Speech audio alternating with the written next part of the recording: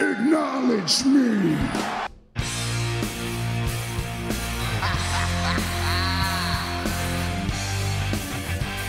You just made the list. I am the wwenxt. I'm better than you, and you know it. Damn.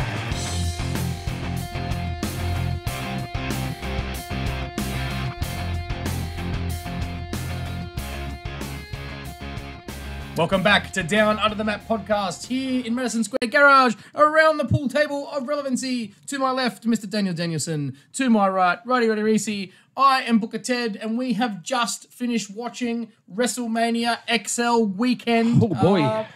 Mate, we've got to try and find some energy from somewhere, because I tell you what, I am zapped. Let's just start off straight away. One of the greatest WrestleManias of all time. Yep. Absolutely. Everyone always puts X7 up there as like the best of all time. I think it's just been knocked off its pedestal. Look, we watched the press conference. We've obviously watched a lot of wrestling in the last 4 days. Triple H said that, you know, whether you look at this by merch sales, by gate, by crowd figures, Everything. by whatever, by social media, everything, Yep. biggest of all time. And Massive. I think It's called XL for a reason. it was possibly this morning we were sort of thinking that maybe the XL name was, you know, is it going to be as big as it was? And then Night 2. And Night 2 absolutely just smashed it. It is the greatest WrestleMania pulled it ever. out of the park. Like, Oh my goodness. I'm like, I'm still on a come down. I'm emotionally drained. Yeah, for sure.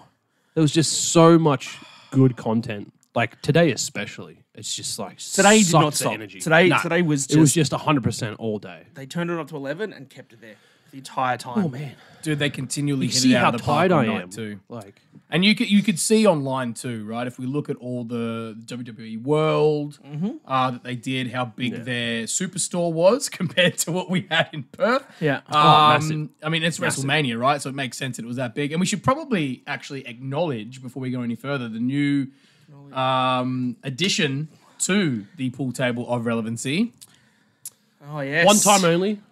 the Mummy special in celebration of Mummy. Can't see him very well, but we got Rhea Ripley side plates on him too. If you check out on TikTok and YouTube Shorts, you'll see Reese's video of actually applying the side plates. Very cool. Unboxing. Because this is Plate going to be, changing. this is part of your TikTok scenery, right? When you do your TikTok videos? you Yeah, got so the I've Mummy got doll. a wall display, which is like, there's also a video of TikTok.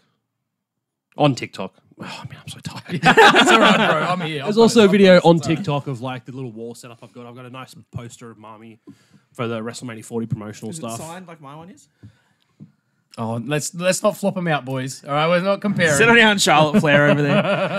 I think mine's better. No, yours is better. You got a nice title. Look, we're going to go through the weekend. There is a lot to cover. Obviously, we're going to touch on a few things and really focus on the big points of the WrestleMania weekend. I mean, it's going to be hard to talk about anything else from before that because literally this has been There's massive. been so much content. Culmination of some stuff. We'll touch on how our predictions went, especially the ones that we got right. Yep. Some of the ones we didn't get so right. But look, we'll start off before we even get to night one of WrestleMania. We'll start off with the Hall of Fame because obviously we had a lot of discussion about that. Before we touch on that, I just want to say one quick thing from SmackDown. I just want to give one shout out to our Aussie boy Bronson Reed. Yes, well, Bronson Reed. Yeah, For should have winning pointed that out. the Battle Royal, Andre the Giant Memorial Battle Royal. Yeah. And that spot in the match where you had the big meaty men slap man meat, and it was him, Ivar, And Otis.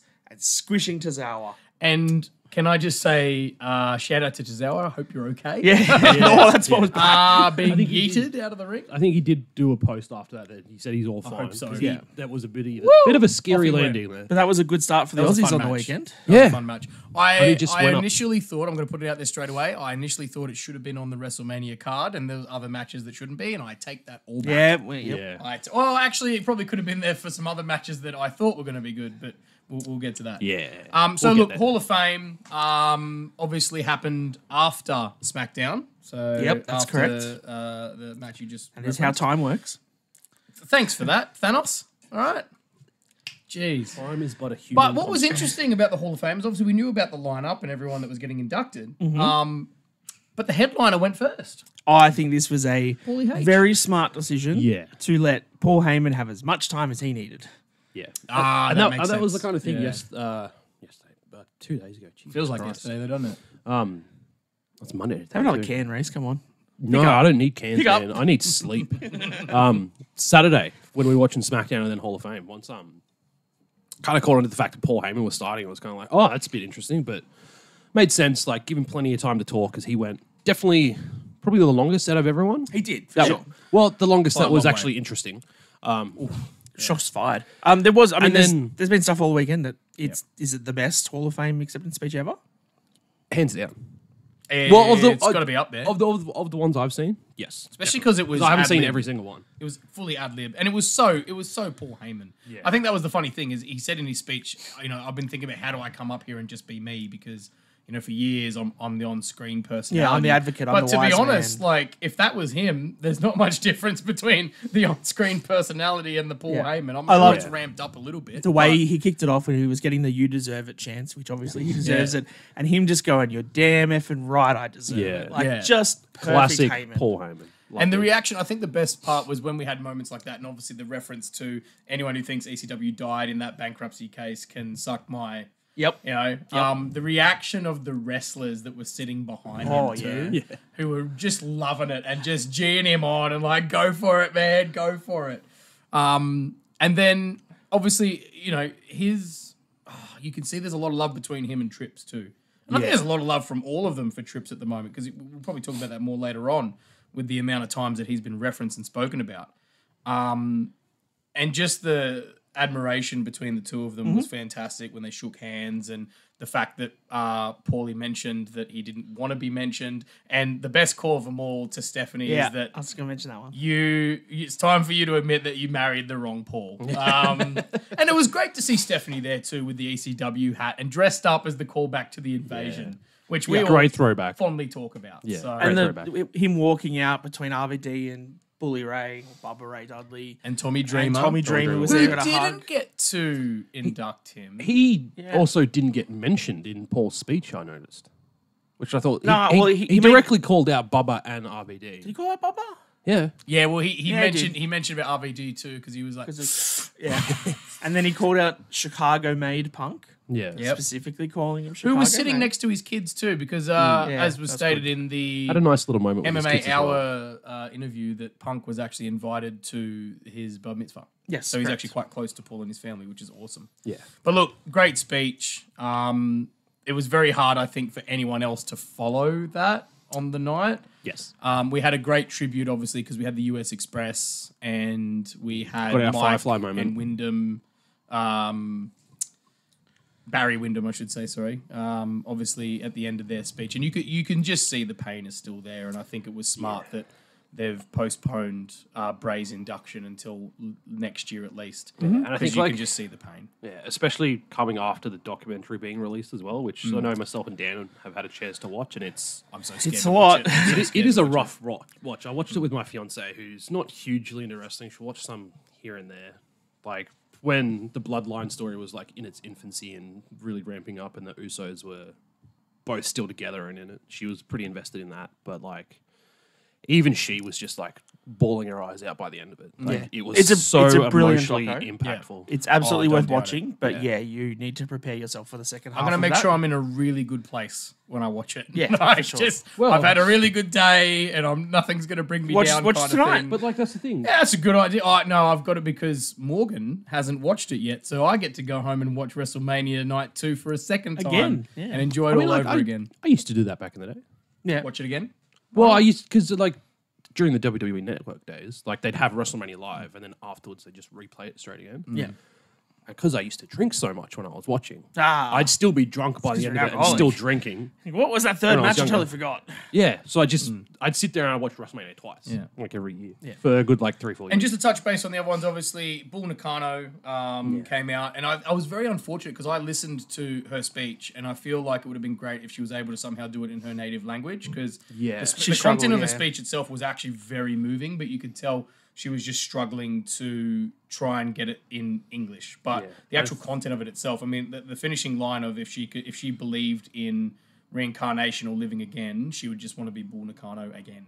and be that wrestler again. And you can see what it meant to especially the Kabuki Warriors. Yeah, that's what I was going to mention. Like seeing them in the audience and how Bull Nakano's speech was impacting them. Yeah. Like, she was their idol growing up in sure. Japan. Like for them to be able to be there and witness that moment and then celebrate with her backstage as well. And the footage You that can't they write better shared, things than that. the footage that they shared was awesome because I didn't know anything about Bull Nakano before this at all. And I know CM Punk made this mention in the video package before she came out that there's all these people that are going to now know her and get to see what she did and appreciate who she was. And you look at what she was doing in the ring way before women wrestlers were ever considered to be legitimate. You know what I mean? Like she was leg drops off the top turnbuckle by anyone. Yep.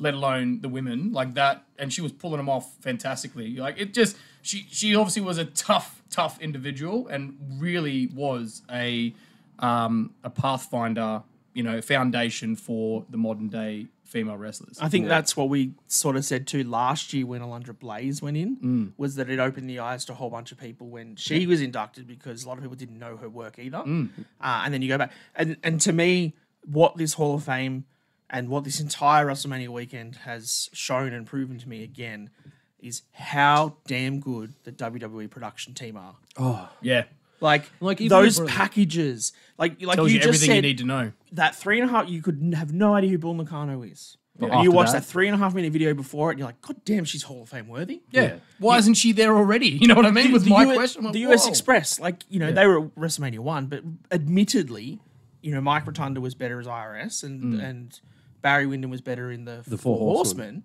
Like I didn't even But know he was again- in the Fourth Horseman. Watch that promo package, and you're like, they changed tag team wrestling. Yeah.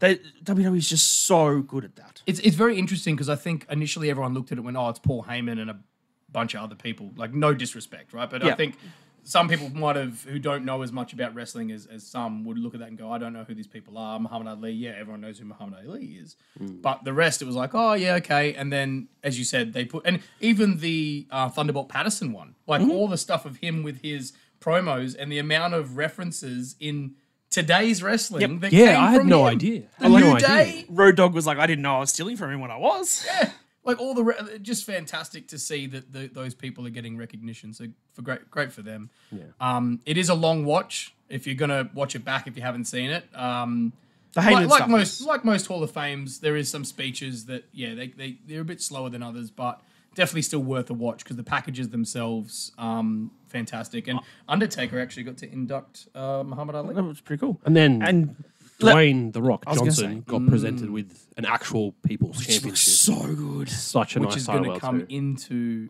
importance. Yeah, Very the much People's so. Championship. Just one last note on the quality of video package that they do. Like Yep. even your brother, who's not an avid wrestling fan, noted during the closing WrestleMania packages, like how quickly they can put together those videos, especially like when they're airing it just after the main event's finished, and they're still able to stitch that in at the end of the video. Oh, Booker Ted Easy taking Booker Ted. taking a beating. Absolutely. Like, they're just top. Before we move off the professionals. Hall of Fame quickly, I just want to ask a controversial opinion. Uh-oh. I'm totally fine with The Rock. I mean, I guess coming out twice, getting the People's Championship was fine from the Ali family because he obviously explained that as to why he had that relationship with them. Yeah. When he inducted his grandmother, I'm not going to. He said the name that you shouldn't be said, but that's fine. That was just part of what he was saying. The Rock can get away with all that. We all know that. He's the final boss. How do you guys feel about him calling out Cody and making it storyline? I kind of didn't like it. I mean, Like to the point, Roman was the one who inducted Heyman, and he called him his wise man and said all that stuff. But that kept it speech was professional. Joe. Yeah. That was Joe talking to Paul. Well, I think Rock was really torn at one point because when he came out to accept the People's Champion belt, I think there was that initial thought that we're going to do this as if this is Hall of Fame and everyone knows it's not real. You know what I mean? Like this is It's not, the Hall of Fame. This is not kayfabe. This is just the Hall of Fame before we actually perform. It's us paying respect to wrestlers correct. past. And Like, then there was booing. yeah, and that's kind of what I didn't get. Like, Well, it was the SmackDown And there was crowd. a moment where he sort of turned and went, maybe I need to sew in my character, Final Boss, because he did that whole shut up and, enjoy the ride that The Rock is taking Yep. you on. Yep. So I think he was a bit conflicted and maybe he changed his mind when he got to that induction part of it and thought, if they're going to boo me, maybe I need to sew it in anyway. Maybe. Because that's kind of how I felt. I just wasn't sold on it. I didn't think it was needed. I think respect your grandmother, talk about it all, say thank you very much. Make it about her. Yep. And like that was the fine. thing that we noticed, like, because we watched it live, myself and Dan, because Ted was busy. I don't know. Oh yeah, doing horse stuff. Making No sure my offense. No horses offense. didn't drown. Yeah, it was very, There wet. was a lot of rain. Me and on the Dan East were Coast watching of it Australia. live, and it was kind of like he came out, talked, and then Dan mentioned, "Oh, he's going to like address Cody and like make an angle out of it," which ended up happening. But it was a very short speech. The fact that he usually, when you induct someone comes out and accepts the award on their behalf. Like you saw Undertaker inducted Muhammad Ali, and His wife goes there. Yeah. Muhammad's wife came out. You didn't get that. Like you didn't have Ada Johnson come out and accept the award on behalf of her mother. Yeah.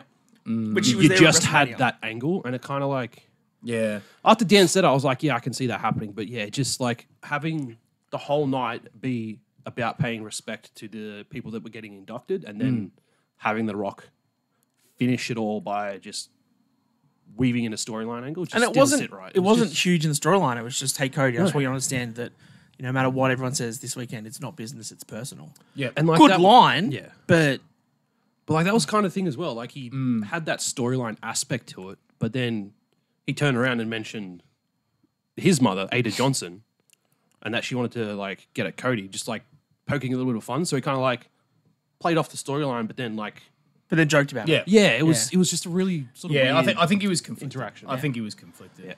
Yeah. Speaking of not being conflicted, let's go to Reese's favourite thing. What, the Slammy Awards? No, let's go to NXT.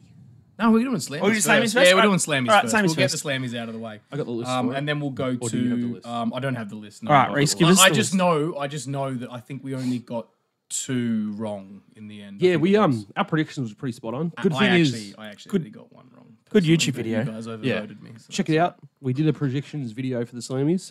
I'm just going to run from top of the card. Yep. First match that was announced. Best match of the year. Our girl, Rhea Ripley Yep. versus Charlotte Flair, WrestleMania 39. As it should have been. As we suspected. Correct answer. Actually, did we go? We did go with that one in the end, did we? Yeah, we did. 'Cause Okay, cool. You wanted the Roman I wanted the Sammy. triple threat, but, Yeah. and then it wasn't on the list. But then I Correct. wanted Sammy and, Yeah. and Roman. But I think but Rhea even- and, When Drew, well, spoiler alert for one of the later awards, Drew wins the social media person of the year. Yes, correct. He comes out and he says, as much as I love that match between Rhea and Charlotte, Gunther, Sheamus, and I should have won. yeah, Well, they We should agree. have been at least nominated. probably. Yeah. probably. Which they weren't even in the nominees. I mean, he was saying it in character, but But we also meant it. All right, what else do we have? Number 2, NXT Superstar of the Year. TV time. It is Tiffy time. Now, Tiffany you guys Stratton. sort of wanted to go with Bron Breakker, though, didn't you? Because I went with Tiffy. I think we. I can't- we should have watched our prediction videos I back. think you guys outvoted me on Bron, and we said it was either going to be Bron or Tiffy. Correct. But yeah, We'll take the Still, 50. She still deserves it. Roman versus Cody for Rivalry of the Year. Had We to be. sort of knew that was going to happen. Yep. There next few ones that we didn't cover in our predictions video, but they're just sort of like thrown out there by them at the last second. Yep. LA Knight for Fan Chant, and he also won Breakout Superstar of the Year. Yep. We got Paul Heyman for Mic Drop Moment of the Year with his promo against Cody Rhodes during the lead up to WrestleMania 39. Oh, last year, yeah. Seth Rollins got Riz of the Year. So Sure. fashion. Oh, right. I was like, Riz of the Year. Yeah, okay. It's when you riz, No, it's riz not someone up. something. It's charisma. That's what the kids say these days. That's what it means. Kind of cringe. Yeah, Kinda cringe. when you riz a girl up, it's you getting all your charisma and stuff out Mate, there. you ain't risen no one. Shut the hell up, Reece. Wow. go to bed. Keep I'm going to go home, have a shower. I'm literally just going to lay in bed for the rest of the afternoon. Go to sleep. Dominic Mysterio, Villain of the Year. Yeah, that's Yeah, fair that's enough. fair. Yep. The Rock, Trash Talker of the Year. I think they kind of weaved that one in a little late just so he can have a slammy. Just give him a Slammy award. Yeah, I kind of feel like Drew probably deserves that more. But anyway. Faction of the Year. All Judgment. rise The for the Alpha Judgment Yeah, Day. well deserved. Not the Alpha Academy? No. Oh. Get out of here. Shush, please. Drew McIntyre, as we mentioned, Social Star of the Year. And he's just been doing phenomenal work. Even this WrestleMania weekend, it's just been top notch. I'm not shocked he won that at all. Rhea, Female Superstar of the Year. Not surprised. Yeah, mummy. Well deserved. I am shocked. Absolutely Well shook it. deserved. Very well deserved. This one is kind of won 2 awards for essentially the same thing. Yeah. CM Punk, Oh My God Moment of the Year and Return of the Year. Which I feel like they shouldn't have put it in for the oh my god moment of the year. It It should have been a slap. It should have been the slap. It It should have been the Rock slap on Cody. Rock slap If on you're giving Cody. Rock a slammy, it should have Yeah, been this it one. should have been Yeah. that one. Yeah. And last one. Oh, last two. Cody Rhodes. Best entrance and best male superstar of the year. And if they had done it after night 2 of WrestleMania, Cody may not have won that. But anyway, Well, I don't know, man. Cody's Cody's entrance was pretty was good. really it was pretty goddamn epic. good. It was pretty epic. really goddamn good. But I mean, there was a lot of epic ones. Yeah. So cool, man. So that was the Slammies, man, it hosted is. by Big E, well, half hosted by Big E. Big E and Kathy Kelly. Kathy Kelly. With a special appearance from Chelsea Green, stealing Drew McIntyre's award. Chelsea Green. And she won the Social Star of the Year Last last year. Yeah, yeah. Because she Perfect. came out before they even announced Drew and like took the award Yeah. and did a whole thing. Now, before we go on, this is the only one thing because I've just remembered it because you mentioned her name. I don't know if you saw this, but she got kicked out of a hotel Drew made a joke of this. because he did make a joke. So I missed this. he said, if you're not careful, I'll have security, and he put emphasis on this word, escort you out. If you don't know what we're talking about, literally just look up Oh. Chelsea Green kicked out of a hotel and know what we're talking about. They thought that she was a lady of the night. Yes. And asked She was her to apparently leave the dressed hotel. too provocatively. And can I say, I've seen the photo of what she was wearing, Yeah, if and it it's- is nowhere near as provocative No. as what she wears 90% of the time. And like at that's all. the thing, like if it's the photo, like if that's actually from when she was at the hotel, Yeah, it was. there's nothing wrong with Apparently that. Why would white they do that? shirts and denim skirts. It was apparently. a short leather skirt, I think it was. Yeah. Leather? But like either way, like Did you see what just a Cardona? skirt. Did you see what Cardona tweeted? No. So Cardona retweeted that and just said, "You'll always be my hosky." Oh. Well, that's the only outside stuff we'll talk about, but you just made Can me we get think a about it with hosky Chelsea. shirt for Chelsea? Why Yeah. not? Look, let's get on to Stand and Deliver. Yeah. Because it opened the was- WrestleMania, officially opened the WrestleMania weekend, really, because SmackDown and Hall of Fame were not on the weekend. They were the night before. Oh, You can take- argue. I call Technically Friday speaking. night a weekend. For us but I guess in Australians, terms of actually wrestling showcase, like in terms of matches, it opened yeah. the But for us Australians, it was on Saturday, so it is part of our WrestleMania. Actually, it weekend. was like 3 a.m. Sunday morning for us. No, I mean like Well, our I meant weekend's already SmackDown. over, bro. I meant SmackDown and Hall of Oh, Fame. SmackDown, yeah, like yeah, that's yeah. part of our Australian WrestleMania weekend. Anyway, Yeah, but I believe, I'll let you get into it, but I believe there's a bit of a match on here that people are saying stole the show at Yep. Stand and Deliver. I've watched this match. yep. All right, kicking it off. Pre-show, Joe Gacy versus Sean Spears. Cool. Who won? Good match. Yep. As Joe Gacy was making his entrance, Ridge Holland was doing some pre-show stuff. Didn't like, Ridge retire? Well, he was doing pre-show stuff, just like talking, like Okay, to people, yeah. like doing typical pre-show stuff. Sure. Ended up hitting Joe Gacy with steel chair. Okay. Joe Gacy still made it to the ring, had the match, and ended up winning, beat Sean Spears. Cool. All right. Opening match of the main card. Our boys, the Wolf Dogs, Yeah. against Axiom and Nathan And Fraser. just quietly, ladies and gentlemen of the podcast audience, there is a tipping competition that Wrestle Talk have where you can go in and you can select who should win in each match. Now, coming up to this event, I was equal 7th in the Wrestle Talk League for this. And what are you now? And I haven't even looked. I don't even want to know. But that's not the point here. The point I'm trying to make here is that I went to our NXT expert, Hi. Rowdy. And I was like, Rowdy, look, I mean, it's the Wolf Dogs. Surely they win here. And he said, no, pretty sure. I mean, Bron's already signed to SmackDown. They can hand the titles over. Axiom and Nathan Fraser are going really well. I think there's a title change coming. And I was like, all right, you know what? I'll swap my tip. Reece, how'd the match go? Great match. Absolutely great match. How'd it go? Wolf Dogs retained. Yeah, thanks But for like the way that I looked at it, Wolf Dogs beat Axiom and Fraser in the tournament to get the Dusty Cup and then go on and win the tag titles. You think So this is the I retribution? assumed that this was going to be the redemption arc for Nathan Fraser and Axiom and that they win.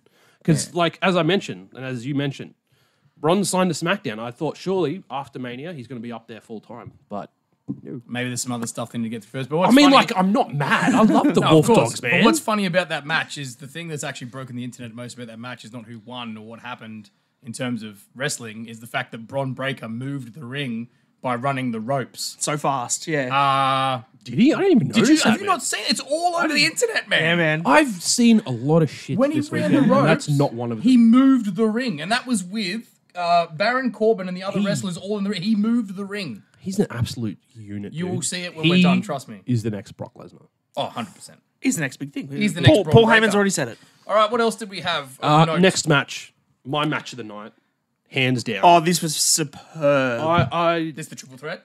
yeah, I got up because like it was at It started at 2 o'clock, but with our pre-show, 2 Great a.m., Card we should started say 2 a.m. at 3 a.m. in the morning for us, prior to WrestleMania Night 1. I got up at 5 o'clock to watch this before WrestleMania because I'd slipped shit. That's partly why I'm so tired. I was there sitting on the couch watching this, just going, holy shit. Dan could hear me. He woke me up because I was trying to sleep. I woke Dan up because I was just like, holy shit, this is mental. 3 big men in a match. Obafemi, Dijak, Josh Briggs. Individually, they can all have great matches. Together, I was like, this is going to be something special. I was not disappointed. I'm going to go out there and say the greatest triple threat ever. I mean, Ever. look, I'm not going to call that. Better than Gunther, Sheamus, Drew? Oh, he's Ever. retracted. Wow. No, Ever. he hasn't retracted. He's doubled down. Oh, look, I'll say It was a really great match. I don't watch NXT as much as Reece, so I haven't watched a lot of Josh Briggs, but he surprised me in this match. He was brilliant.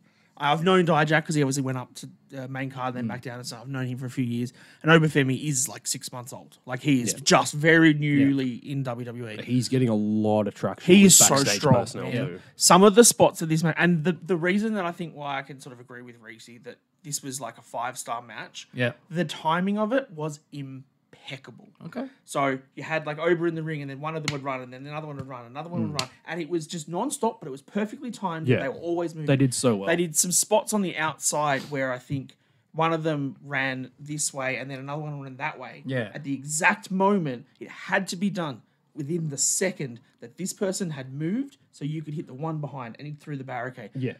Perfectly timed match. 2 of the really like top-notch spots that I really want to call out. There was a spot where they were doing some stuff on the outside. Obafemi was on one of the announcers' chairs, sitting there. Yes. Dijak goes to the top turnbuckle Yeah. to go jump outside onto him. Josh Briggs comes up on the apron, grabs him in the chokeslam, throws Dijak off the top rope down to Obafemi. Jesus. And Dijak flipped, like front flip, Yeah. straight onto Yeah. Obafemi on the chair. Great spot. God. And then the big one, which is how I woke up Dan, was Dijak has Josh Briggs in the fireman's carry. Yeah. Started to go up the ropes in the turnbuckle. To get to the top rope. Here comes Obafemi, gets Dijak in the electric chair Yeah. with Josh Briggs still in the fireman's carry, and then they did the backdrop. And I was just But like, no, it wasn't a backdrop. It was a fireman driver. well, yeah, like Oba did Oba did the backdrop, and then backdrop. Dijak Yeah. did the proper That's fireman's carry. the And I moment was that's just also like, broken the internet as well. Insane. Yeah. Insane spot. I was speechless. I was you just follow like, that? You weren't holy speechless, shit. you woke me up. Well, yeah, I was like, holy shit, how, like, what did I just see? But yeah, this was Absolutely amazing. brilliant. Okay. And who got the win in the end? Obafemi ended up retaining. Okay. Big boy. But Yeah. I think Quack, the quack. main thing you're getting at, Rowdy, is that anyone out there who hasn't meaty seen it, go watch men, slapping, man, it. meat. Go see it. Watch It's it, for sure. great. Definitely. Go watch that.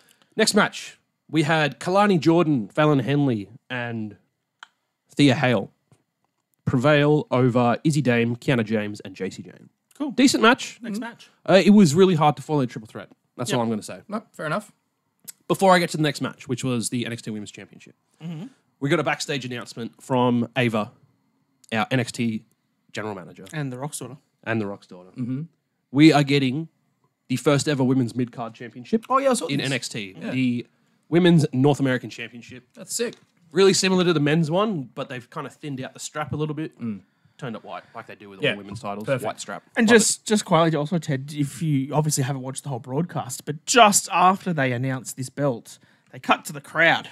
Guess who was And in there? the crowd. Would that be what you would pronounce as Gulia? It was Julia. Yes. I know. was I have Julia. seen. I saw her reaction that she had for the crowd cheering for her, and she was genuinely shocked. Yeah, she looked a little bit shocked. Sitting next to William Regal, so that's And then there's backstage photos of her shaking hands with Triple H. So it's a done deal. She's Done coming. fantastic. Coming to She'll win NXT. that title. I don't think she'll be on NXT for too long. I She'll reckon win be that down title. there She'll and do then that up she goes. because I think for her, it's just going to be that change and getting used to the way that the American style. audience, Yep. yeah, like the TV shooting, the It'll be audience and, the promo like, how work to- for her too. yeah. Like coming from New Japan, I think we've said this previously. A lot of the time, New Japan wrestlers don't necessarily have to have. I mean, they obviously don't promo in English, but it's not about what you do outside the ring. Often, it's what you do in the ring. Yep. And I think she's got that down pat. But they're gonna have to work on her character Yep. and putting her in NXT, letting her do promos, letting her get used to that American crowd before you throw her on the main stage. Yes, please. Yep. All right, women's championship. Yep. We have a new women's champion. Pop rocks. Roxanne Perez has defeated Lyra Valkyria. This makes her the first ever 2-time NXT Women's Champion, I believe. Yes, I believe so. Jeez, I didn't realize that wasn't a thing already. Well, because, I mean, generally the way they've done it is... Oh, no, Charlotte Flair, sorry. Did she win it twice? Yeah, because she had it in NXT. Like, And then when when it she- was like the page title they got. That's like the Divas version of Yes, NXT. but it was still the NXT Women's Championship. Right, It was okay. just it was presented. So she's only more the second colourful. person then to do it. That's still, But still, pretty like big. Yeah, okay. for someone who's only been in NXT for a few years, yeah, big props. So they really worked the arm injury angle. So Roxanne snapped Lyra's arm against the turnbuckle during the lead up. They played through that, ended up working that into the finish with the crossface. So she won by submission. Okay. Next match was your title match. Yep. Ilya Dragunov versus Tony D'Angelo. Not the main event. No. Yep. No. This was all the family and stuff was involved in this too, right? Yeah, so they were at ringside. There was a spot where Stax was going to throw the brass knucks into Tony, and he's like, no, don't do that. I want to do this properly. Okay. So they kind of weaved in the family being at ringside and wanting to help Tony, but he wouldn't have it. Yep. Really great match. Ilya ended up retaining. So As he should. Tony came So up now short. that might put some cracks in the family by the sounds of it, potentially. I don't know. I think they were just respecting their boss's orders, and Tony just wanted to do things the right way and not take it with any sort I think of this was... circumstances. let's all be fair with this match. This was here because they didn't want to put the title on Trick and Mello first. This was Ilya needs a match away from those two. Yeah. Who can we put him on that can put a good match for him and Ilya retains nice and simply? Yeah, And that's what it was. Yeah, Tony was really good in the ring. was a good He's match. starting to come around. Yeah. And then speaking of Trick and Mello. Whoop that trick. Just before. Okay. Highest attended NXT event ever. Oh, 16,545 Yeah. in attendance. They did the same arena as SmackDown, which I think they were scheduled to do like just over 17,000 for SmackDown. Yeah, so that means it They wasn't ended- much smaller than SmackDown then, because SmackDown was 17,000. No, and something, SmackDown was nearly 20K. Crikey. Yeah, Okay. because that's why they Ridiculous. brought the screens down so they could get more people I into really it. liked that minimalist setup. I love it too. Having the crowd there, it kind of gave that like big event feel because you have that with like the Royal Rumble and like those arena shows that they do, Yeah. where they tone it down and like they'll have people walk through the dugout and that sort of stuff. Well, I It think gave that sort of feel to it. Like you have people like right there. to your point on the tickets and stuff too, what Triple H said at the post match conference and stuff was that Monday Night Raw was the highest ticketed gate they've ever had for a Raw TV show ever. Yeah, which is massive. Friday night, biggest gate they've ever had for a SmackDown. Biggest NXT crowd and then gate they've ever had for an NXT event. Obviously WrestleMania we'll talk about in a minute, but biggest gates for all those. Yeah. It was the 15th TV sellout in a Yes, row correct. from WWE. Yeah. And Monday Night Raw, they've already sold it out. It's already been it's the already biggest gone. gate. They've already Wow. broke So they're gonna records break and that it's record. not even started yet. The record that they got last Monday is broken this already. Monday. And what a shock. Like, Not shocked. just They're killing it. the They're moon. killing it. All right, So, wrapping up NXT before we move on to the big one. yeah. Trick Mello put on a really good match. Great story told throughout. The right man won. Trick Mello. Trick Williams. Should you say Trick 'Cause Mello? Trick Did Mello's they, both- did they merge into They one they person? merged. Was this Dragon They Ball are one Z? person. Like- Fusion. Oh, Yeah, sweet. Trick sweet. Williams wins, which like it was the right outcome because I think Yeah. Carmelo is definitely main roster bound. Yep. So Sweet. we'll see him potentially in the next couple of days, maybe. But yeah, great match. They did have a few ref bumps throughout as well. Okay. But yeah, Told a Trick good came story. over clean. So it seems like this is going to be maybe an ongoing thing that Stand and Deliver, or whatever they're going to call it in future, they might change the name, is pretty much going to be like the pre-show in a way Well, it has been- before WrestleMania, right? Like this Yeah. is now set in stone that is... Well, the last The couple of pre-show. WrestleManias, they've done the NXT takeovers the Yeah. weekend of. Yeah. And It's been stand and deliver for a few years now. okay. Well, before that, it was called WrestleMania Takeover. So Yeah. they've always had the NXT event Yeah. the day of. I think it's always been day of, day one. Usually the day before. But it's- because they're yeah. doing SmackDown and Hall of Fame the day before WrestleMania Night 1. It was the day It's before. like back when it was one night. night, Correct. WrestleMania, they have NXT them. Correct. I don't Why mind not? the idea of this, Because though. that would be between SmackDown and WrestleMania. So. Yeah.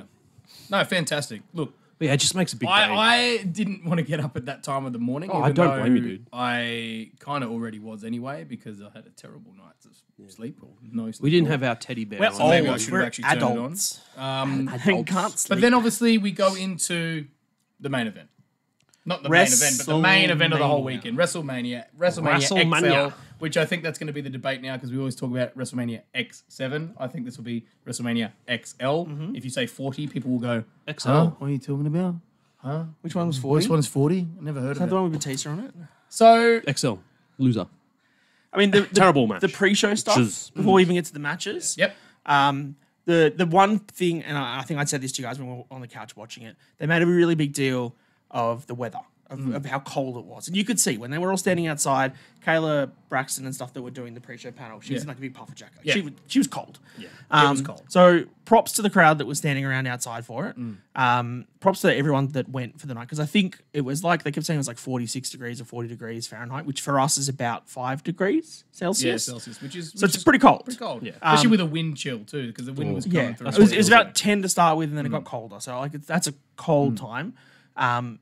So that obviously put a bit of a dampener on the first day of crowd. They were just colder. Yeah. But the pre-show stuff with the people that they rotated through, having Punk on there, Yeah. having Big E on there, Barrett. getting Wade Barrett and stuff through, they had enough opinions of people coming through that it really gave it that big sports feel. Yep. It Definitely did. like, you know, when they've had these pre-show panels before, and no offense, but it's been like Wade Barrett and Booker T. and it's just shucky ducky quack quack and all this sort of stuff that no one, like, they're not putting anything to the what a match. surprise. This felt like them really, and again, it goes to their production of their video packages that they show 14 times that night. Yep. It just built everything up so that everyone was just, you're in, and it was just building, and it was building, and it was building, and then the first match. It gave it that Off to the big races, mate. premium live event feel, and you can start to see a lot of influence coming in from the UFC side of it with the way they're presenting. So, when we actually got to the WrestleMania main card itself, Triple H was actually the first person that we saw come out officially. So our little prediction of a massive opening segment. We were wrong. We were Very. wrong. He came out and pretty much, this is a new era. I mean, there was a moment where he turned around and looked at the stage and the signage, and he had a little moment to himself, and then sort of went down and literally just said, like, this is a new era. Welcome to WrestleMania. Enjoy it. And then off he went. And we were all a little bit perplexed because we're like, is that really it? Like, is that... Well, I mean, Really? on our TikTok, Reece, you copped a fair amount of crap for saying that Cody should have been the current modern pillar, but maybe everyone else can eat their crow after what happened for the rest of the weekend. Spoiler alert. Yeah, people didn't like that your idea of having, you know, like Hogan. I Cena, think everyone Rock, liked Cody. the idea up until I said Cody should come. Yeah, and then you got roasted. But like, look, controversy creates cash, mate. It does. Where's the cash, bro? Give us some time. Okay. Let us get our subscribers. But up we on are very YouTube. close. We're very close to 100 subscribers. So Yes. if it happens by tonight, I might need to put some sort of fancy thing in it. That we Yeah, talked currently about. at 93 subscribers. So if getting you got close. people who like wrestling and don't watch, Send us their way. send it Now, our way. one of the reasons we have this belt on the table as a celebratory thing is because the first match, Rhea Bloody Ripley, Mommy herself, defending her title against Becky Lynch. Now, Becky came out first, obviously, as is how it usually runs with entrances. And her outfit was quite cool. She had a lot of pages from her book. Yep. Both in like a flowing skirt behind her and also in her actual bodice of her outfit. Yeah, that's what I was going to mention. I even noticed like during the match that part of her actual outfit that she was Had the wearing words, had yep. words from the book as well. And they did the whole Yeah. video. I don't know if it was a video package, but they had like shots of the crowd, and then they'd have the graphics in front of Becky's book And opening, her narrating highlighting and narrating sections of the book. Yeah. I can't wait to get this book and give it a read. Well, this is interesting because I felt like with all that, it sort of telegraphed it for me as to what the result was going to be because I was looking at it going, I think someone's taking some time off to go and push that her was book. just like big advertising push. Which, fair enough. And I have to say, like, there were moments in this match. Great match between the two. I'm not shocked. Don't skip over the motionless in white entrance of Rhea Well, Ripley. I'm not getting to that part yet. I just wanted to point out before we get to that, Okay. because that's the best part of the whole thing, was Yes. the fact that props to Becky because she wrestled while sick. Yes. So she had a strep throat and she had a fever and she still wrestled. But yes. And she didn't look out of No, she- character. It was a great match. I could see that I'm like, she doesn't seem quite 100%. She doesn't seem her amazing Becky self. She's still wrestling really well, but you could notice it. But the most amazing thing was the entrance of Mummy. Motionless in white. Motionless in white. Singing and performing live Yep. with Rhea coming out and doing the what's the singer's name? I don't even know. Do you know the? Chris Motionless. Oh, well, there you go. So That's an easy think- one for you. Don't quote me because I don't really listen to band. I did a few years ago, but I wasn't like super drawn in by them. They're not bad, but like I think he's adopted that name because of the band. Yes. I don't know if Yeah, that's actually his okay. last name. Makes Like sense. that's his like stage name. but him and Rhea doing the stomp at the same Stomp time. together, was sick. both singing in each other's faces. Like Yeah. Rhea has come out and said she's a huge fan of the band, and for her to get that moment Yeah. at the biggest WrestleMania of all time. If you have also see on maybe it was her Instagram or someone's Instagram, just a picture of her like 7 years ago with her backstage at Emotionless in White gig. Right. And like she's super proud. Like you can see that she's happy to be there at their Yeah. gig. And then there's now a photo from yesterday of They're happy to them be backstage there. with Rhea. Yeah. Just incredible. And the fact that we did make the point too that her facial, like her face makeup and stuff that she normally puts on, it's normally like JD for Judgment Day or Yeah. Rhea and Dom R&D. It was MIW. It was Motionless in White. Yeah. Beautiful. They sounded great, which I know there's always a lot of talk about live performances at WrestleMania. Sometimes they don't sound the greatest. They sounded great. Sounded good. The singer himself, didn't sound off at all. It really fit in. The only thing for me was I kind of wished it went a little bit longer because I know, and we talk about this in some of the other matches, is a lot of the entrances were definitely They were squished. shortened for very good reason. But I did feel for it because I would have liked to have seen them perform a bit and maybe build up to her entrance a little bit more. But she still got it. She's now on that list of wrestlers that have had a live band play her entrance music at WrestleMania. And she won. And she won. Australian, mate. Mate. beat it. That's 2 out of 3 for the weekend. Well, yeah, Bronson Yeah. and then Rhea. And can I just say, did you know that match went for 17 minutes? Yeah. Yeah, it's good. Didn't feel it. Didn't feel like it. Third longest match of night one. The two spots, I mean, obviously the finishing spot was pretty cool. I think I kind of overcalled the spot on our prediction where I was Yeah. like, she was going to come out of the armbar. She did pick her up off the ground into a power bomb, not a That was still riptide. great though. The spot with Becky on her shoulders, they go over the flipping ropes over the and ropes. they land, and then she does the electric chair drop outside. Brilliant. So Looked well done. I'm amazing. surprised more people don't do that spot. I think it's very hard. They absolutely nailed it. Yeah. From what because I think I've seen it attempted a couple times. It doesn't always pan out the best. Yeah. Very It has to hard. be all It's around- very hard to pull off. And all around the to, like, balance and land stuff, it. They right? did bloody well. And look, what a way to kick off WrestleMania. Yeah. Great match. Two Especially great for us women. Australians, mate. And then, keeping on the Australian theme, because our next match was the 6-pack ladder match, which we had our very own Grayson Waller Car involved crash, in. mate. So this was exactly what we expected the match to be. You almost got your prediction So right. close. So Very close, big strong boy with He did the thin ladder spot. between him and the ladder though. Yep. Still a big spot. I knew he was going to do the spin spot, though. That had to have been done. Look, this match, as you said, it was a car wreck from start to finish, which is exactly what it should be because it's a ladders match. It's supposed to be out of control.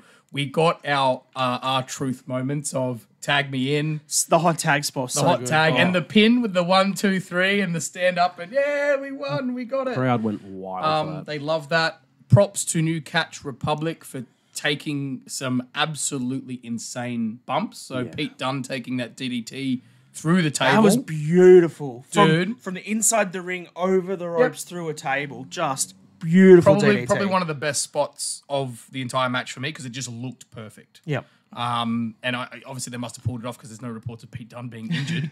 And then obviously the other one was with Big Strong Boy, as I'll call him. Yep. He also got some treatment. Was that what did he? No, it was JD that went through the other table. JD McDonough went through the two tables on the Yeah, outside. and then That he. was the new This day. was this was Ciampa With doing the white noise. off the top of the ladder. And it was one of the big ladders too, not Yeah. like one of the smaller ones. It was one of, I think it was probably 12-foot ladder. It would have to have been, yeah. And dead set, when they were setting up for it, I thought, nah, there's no way. There's no way they're going to do this. Did you Like, see this, like, when they slow-mo replayed it? Oh, the ring. Oh. The ring was moving. so good. So, yeah, props to both of them for taking both those bumps. JD for getting pushed off the ladder and going through the table. Yep. The two spots I want to call out Yeah. is the high-flying spots. The ones, the Kofi spot where he jumped off the ladder over the ropes to everybody on the outside. Oh, yeah. Yeah. I did comment to this yesterday about how well that was done because they obviously had to get Xavier to go up on the other side of the ladder to hold it down. Yes. Because if Kofi just jumps off, that ladder goes flying. Oh, He for slips sure. over, nothing happens. Yeah. But the way they put Xavier up there to balance him, They did it perfect. perfectly. And the dueling moonsaults Yeah. from the new Yes. Catch Republic. Perfectly that done. again was And just... then you got this prediction pretty spot on, Dan. I think it was you, wasn't it, for the Sure. tag match? that they were going to split the Was belts. it you? Yeah, the fact that A-Town Down Under got the SmackDown belts, the match We continued. were calling new catch to We get said it was SmackDown new belts. catch, Yeah, but I like, think we also said that it was either so going to be them happy. or A-Town Down Under. so happy to have Yeah. another Australian champion. Yeah, and look, the way that like full respect to Grace and Waller because like they're great heels. I love the work they're doing. I really hope they have a good run with these titles. Yeah, Just how he just ran up, unclipped Grabbed it, him. grabbed him, Done. perfect. done. That's all But he then- needs because yeah. they're cheeky heels, and then the bump that he took Yeah. from the That new was catch guys insane. through a ladder. Dude, while holding the belt Yeah, too. and that's While the thing. holding Like the he belt. landed after hitting that, and the belt was still just like Oh, such a nicely great placed spot. over his shoulder. And then obviously it Fantastic. was very obvious that the match still has to continue because the Raw belts are still there. There was a moment there where I thought, well, maybe Judgment Day are going to retain the Raw ones. Maybe they're going to Yeah. do I that. did think that for a second. And also there was a bit of an odd moment where the ladder was buckled really badly, Oh, and Damien Damien was was climbing it, and the referees. Like, I think they. she reached in and I grabbed know. his leg Well, and they was try, like, I think "Stop." they tried to subtly tell him in terms of just voicing it, and Damien either didn't hear them or ignored them because he just didn't want to ruin the moment of what was going on. And he turned around and was very like, I don't even want to repeat what he probably said, but he wasn't very happy. And then I think Miz just saw it and went, well, we got to go for it. Let's just go for it. And if it happens, it happens. Yeah, because when Miz ran and jumped on that ladder, and I was like, oh god, And it somehow held on. And then obviously R-Truth finally, because we had the ladder got replaced with a new ladder. R-Truth finally got his WrestleMania moment. Got to the top of the ladder. that's what we wanted.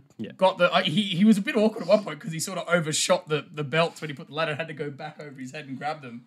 Because I thought for a moment are they going to do a spot where he's going to hang from it or something, but I'm like, please don't hurt him. Yeah. And him and Miz, Awesome Truth, got the titles. The crowd went nuts. That's what they wanted to see. As you said, the match itself was a train wreck, but it was perfect. Yeah, exactly what really, we wanted. Really great match.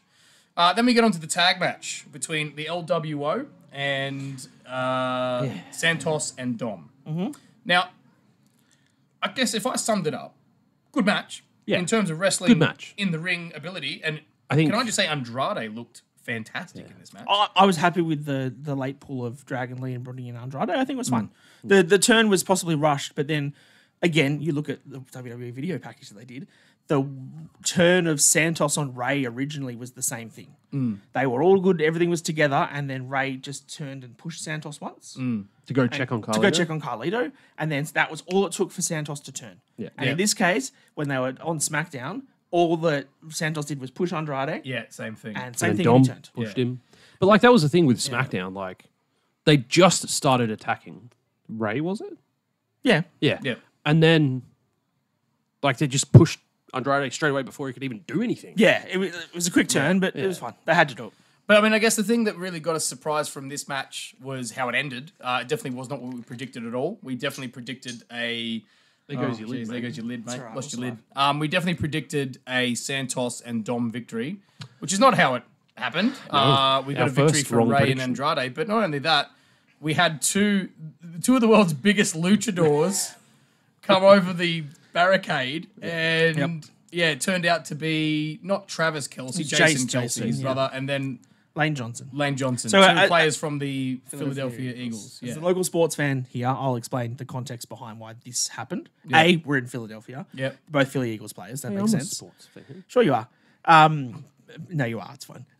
The main thing was, though, why Jason Kelce was so involved and why it made sense. A, he was the center for the Philly Eagles. He just retired too, though. Just retired. Yeah. Travis Kelce's brother. And so Travis Kelce plays for the Kansas City Chiefs. He's the one that's dating Taylor Swift. We all know about that. When they won the Super Bowl, Jason went out to party with his brother. Couldn't wear Chiefs gear because he's was still technically a Philly Eagle. He hadn't retired. Weren't the overalls Chiefs gear, or were they just red and yellow? I think they were just red and yellow. He was in the colours. Yeah, okay. And he probably had a Travis shirt or something. But look, anyway, the whole time that he was partying after the Super Bowl win was in a Rey Mysterio mask. Yeah. Oh, Which had the Chiefs logo on. Had the logo. Yeah. So when he was Right. trying to like fit in with the Chiefs people without being sort of spotted as Right, that's I get it. Jason, That makes he was sense. wearing a Ray mask. So you can tie him into liking Rey Mysterio. Rey probably watched his podcast, might have reached out to him and said, hey, can you protect us? We're in Philly, blah, blah, blah. That's your tie into the story. Yeah. Because a lot of people were like, this was just them injecting people for Philly for the sake of Philly's sake. Kinda, but it does tie into a degree. Yeah. And we definitely overbooked our prediction of the finish for this. It's going to happen on SmackDown. I think you're reaching a bit, Dan. Shut up. Wow. So look, I think obviously not all the stories could have been finished or had too much movement on the WrestleMania card for good reason. So this is obviously stuff that's going to happen over the coming weeks. So it'll be interesting to see how that goes. Now, what's interesting, before we get into the next match, did you know that that match and the next match were both billed at exactly 11 minutes and 5 seconds? I haven't checked any of the Apparently times. so. I don't know who put that on Wikipedia, but Okay. if you're right, that's crazy. But that is the next match we get into is the brother versus brother, twin versus twin. Now, I'm just going to put it out there. I liked the video package. I thought the video package Not my brother's keeper. kind of cool. Yeah, it started out as I am my brother's keeper, ended in I'm not my brother's keeper.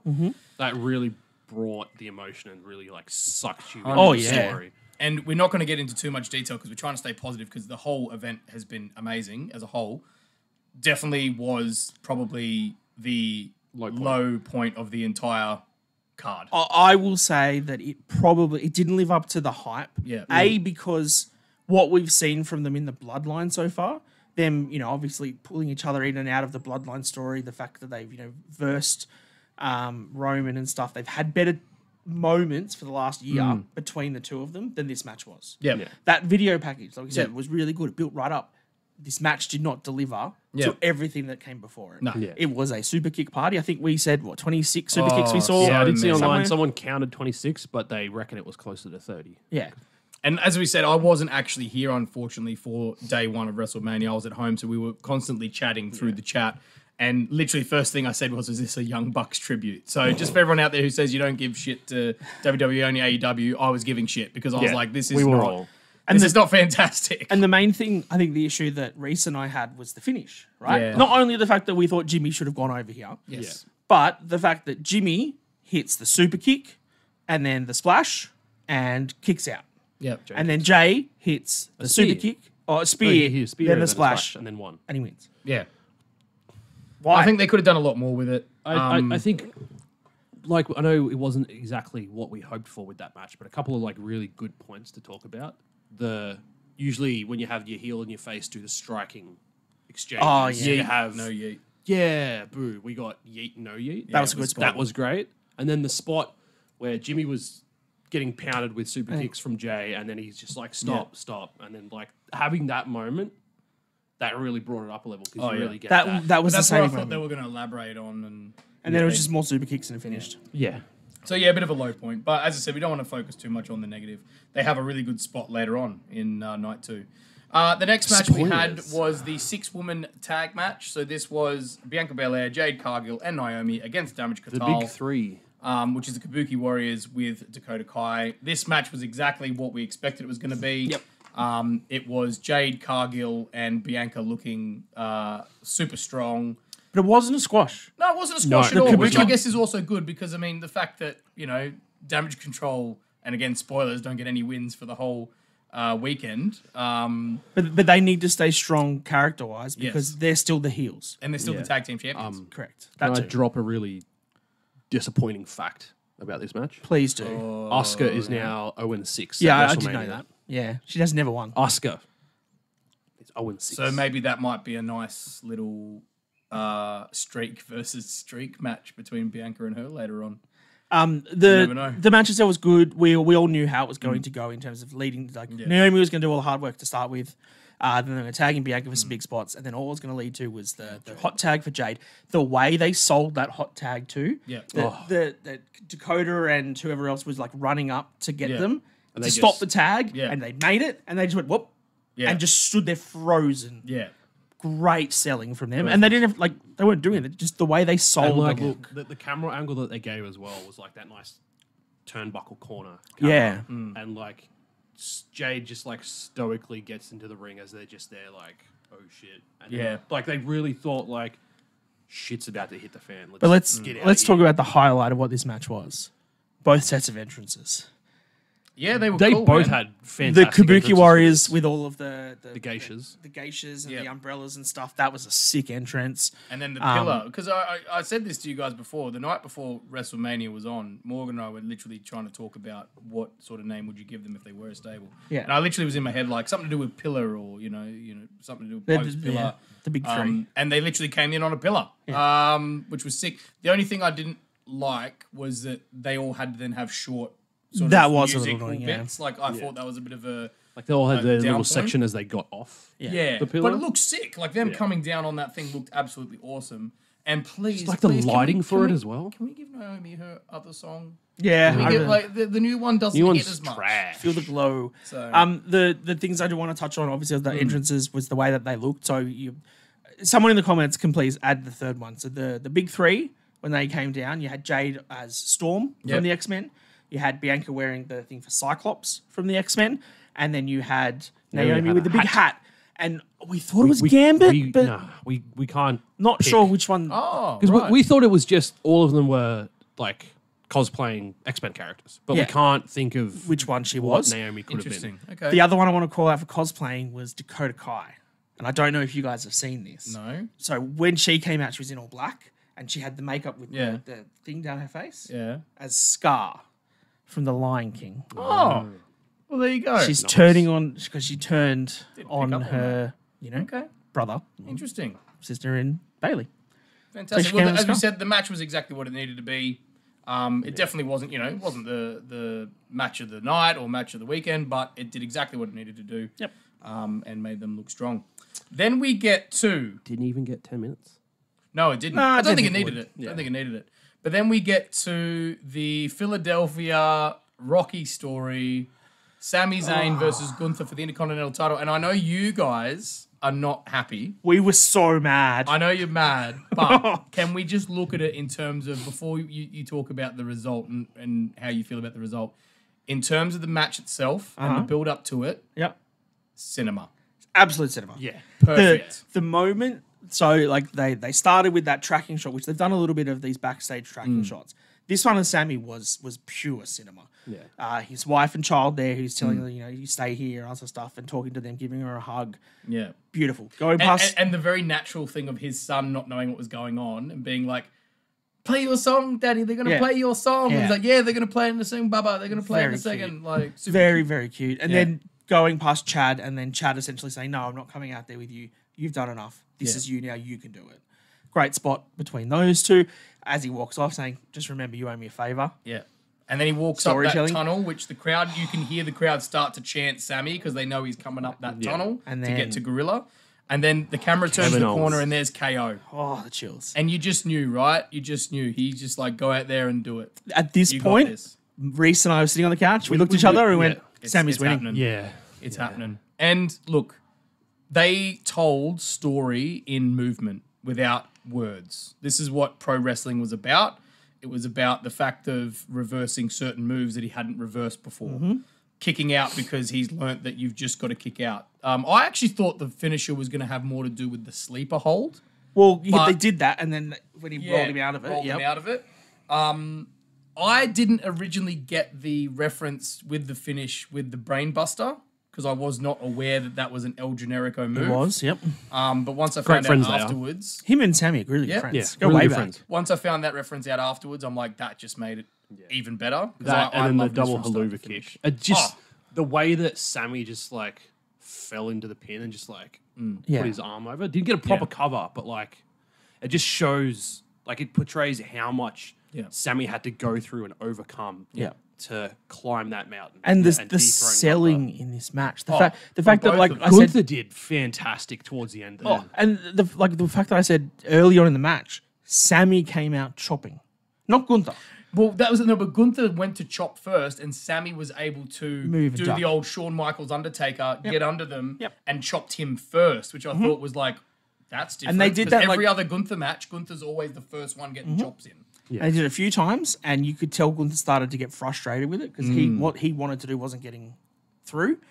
But then they just told the underdog story that Sammy sells so well. Yeah. The multiple power bombs, multiple clotheslines, and he kept kicking out. That point when he kept doing the splashes, and then Sammy just kept getting up.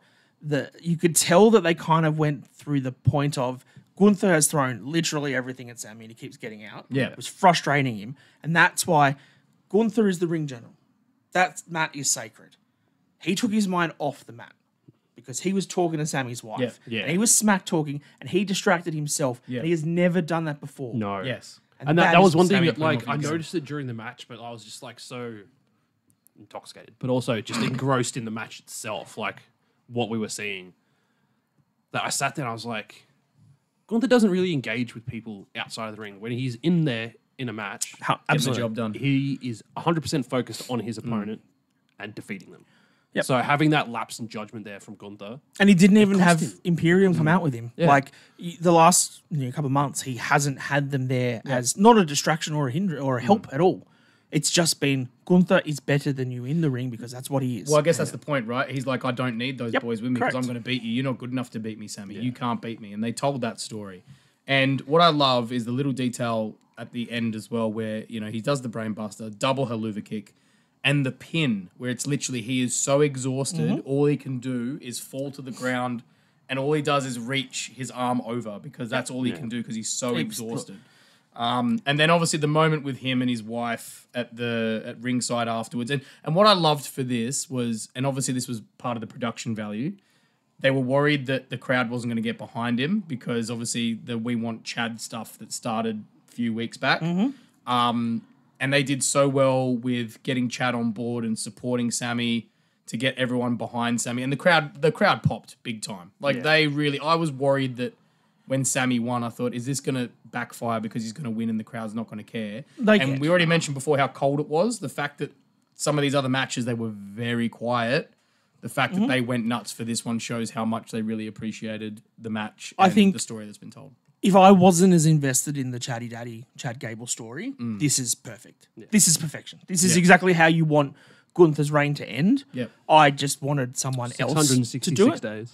Yeah, fantastic number for him. But if you objectively just take out, I think people in 10 years' time, when you come back and you watch WrestleMania 40 and you watch that promo video of the build between Sammy and Gunther and the walkout and the match, 5 stars. That is the best thing I've ever seen for the Intercontinental title. Yeah. Because you're not going to remember that Chad was around it and that won't detract from you. If you take Chad out, perfect. Yeah. No, 100%. And as someone who's not been very supportive of Sammy over the past few months, I was very impressed with how that turned out. And Yeah, for sure. His in-ring ability, dude, I'm telling you, like if he, and that's the thing, I think the matches that he's had with Drew, the matches that he had with Roman last year, like he is up there in terms of in-ring performance. A lot of it's to just do with his look. He doesn't look like, and I He don't just mean looks this so in any ragged. disrespect. He doesn't look like a champion, right? He doesn't look like Drew McIntyre. He doesn't look like Roman Reigns. He doesn't look like Cody. But his in-ring ability, he Speaks is for one itself. of the best. His ring gear Hands looks down. like tracksuit pants. Yep. But that's the whole point. I know. He is that character and he plays it so well. And I love Sammy. You're a legend.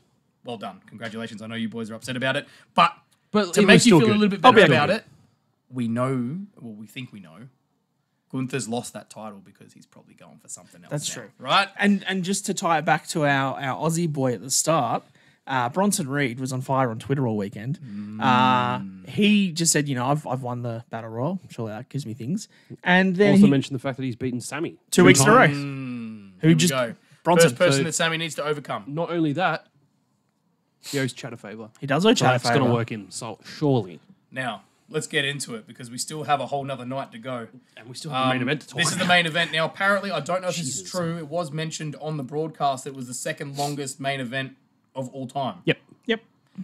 This was the Bloodline, Rock and Roman versus Cody Rhodes and Seth freaking Rollins. Now, there was a very obvious reason that we said before that all the other entrances and other things were cut short because they needed these guys to have their big, long entrances. Cody came out first. He had his big jacket, which I don't know if you noticed on the back. He saw had it. We saw it. the American Nightmare skull as well as the Seth Rollins symbol as well, actually combined into two, which I thought was quite cool. Seth came out as Seth. I don't even know what it was. Giant blue flower. I said to Reece, I'm cool with his entrance gear if he doesn't have that flower on his shoulder. That was just too much. The rest of it, I was fine with. Now, the only thing is I don't want us to talk as long as the match went because I think we need to focus on what the match itself did.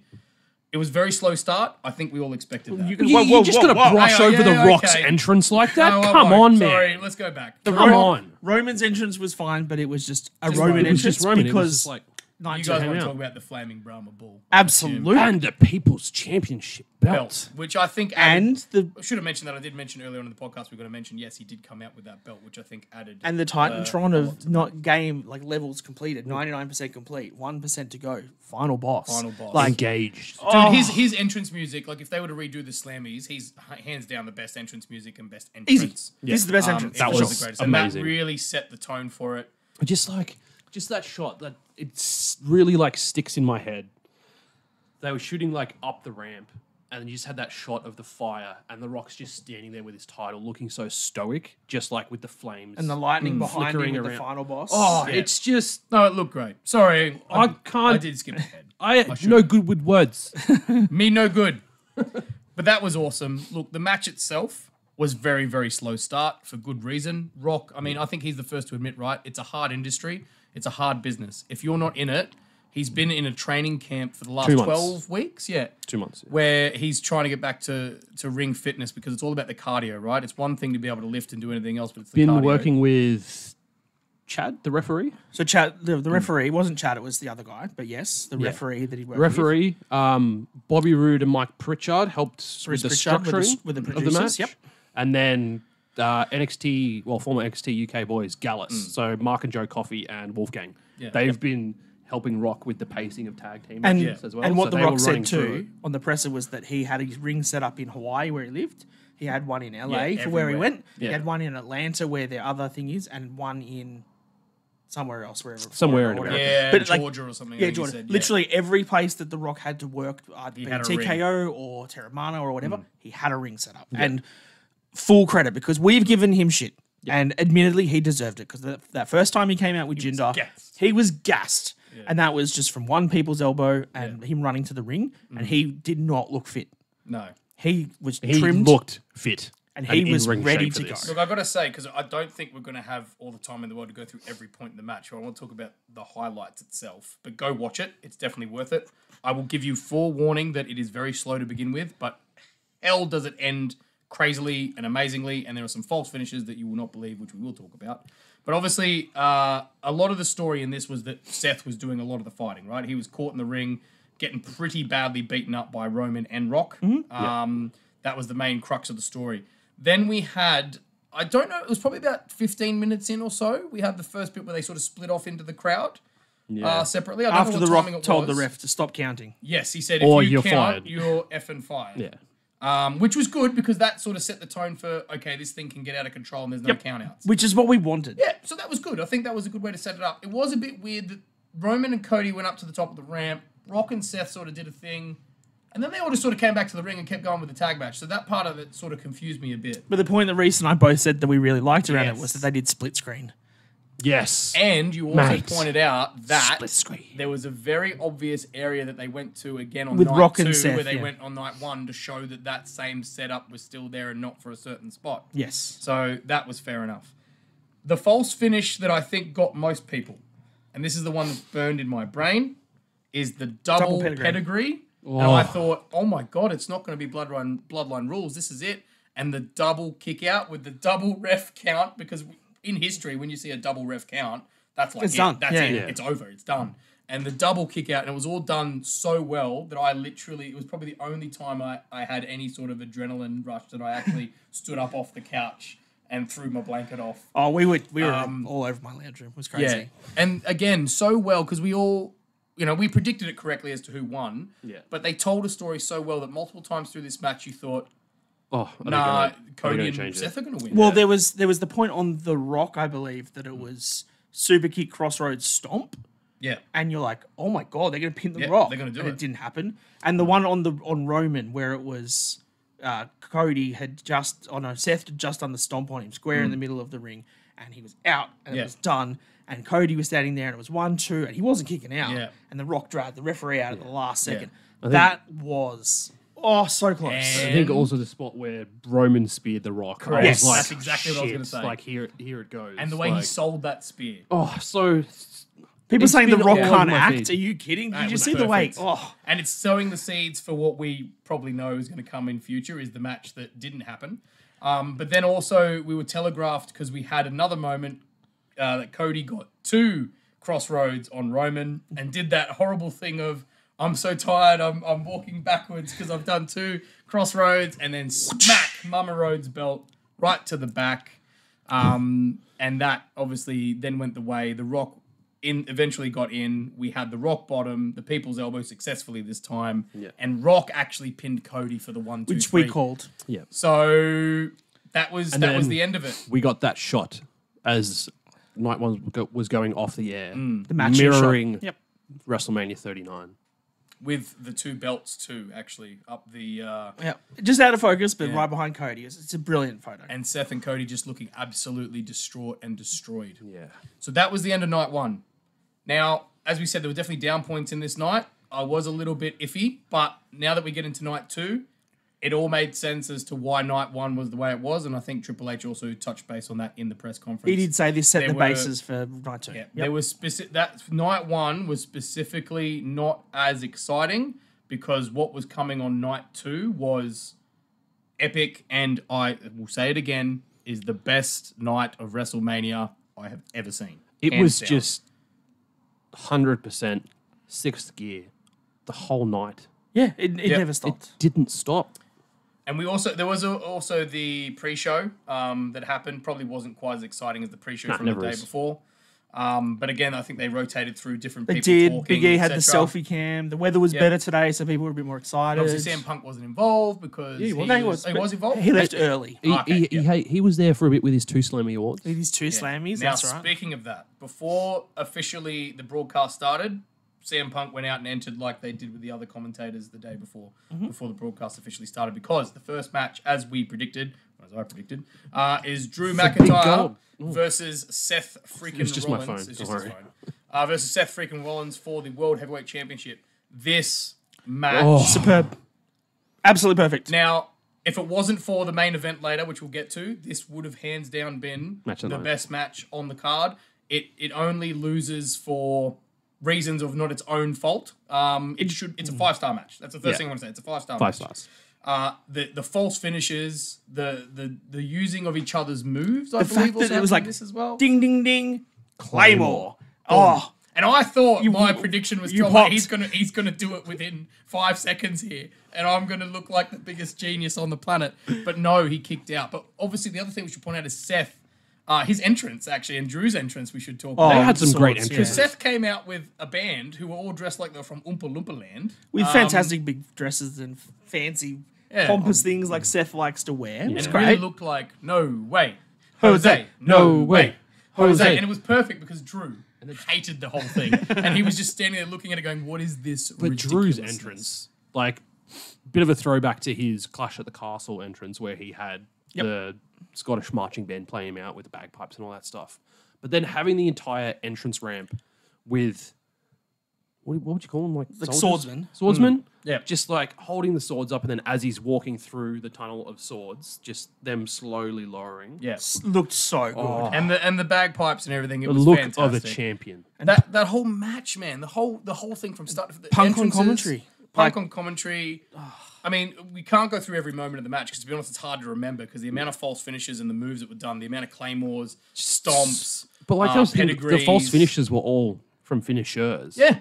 Which like you thought like, oh, this is it, and then kick out. And then like transition to another one, and it's just, oh no. The one I popped real hard for was, I think it was after several Claymores and things that everyone been having, when he picked him up for the GTS. Yes. And I was like, Drew, do it, please. Yeah. Finish this with a GTS. That would be so poetic, but not But he quite. didn't in the end. He did get the victory after a claymore, I believe.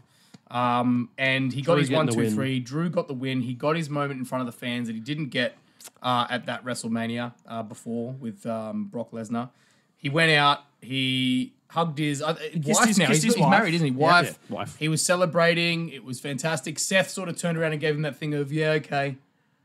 Maybe you had a point. You got me. You got He, me. I Right? believe what he said to Drew as he was crying, that got me like Good selling right from in the Seth. field. Fantastic. You effing deserve that. Yeah, and he does. Yeah.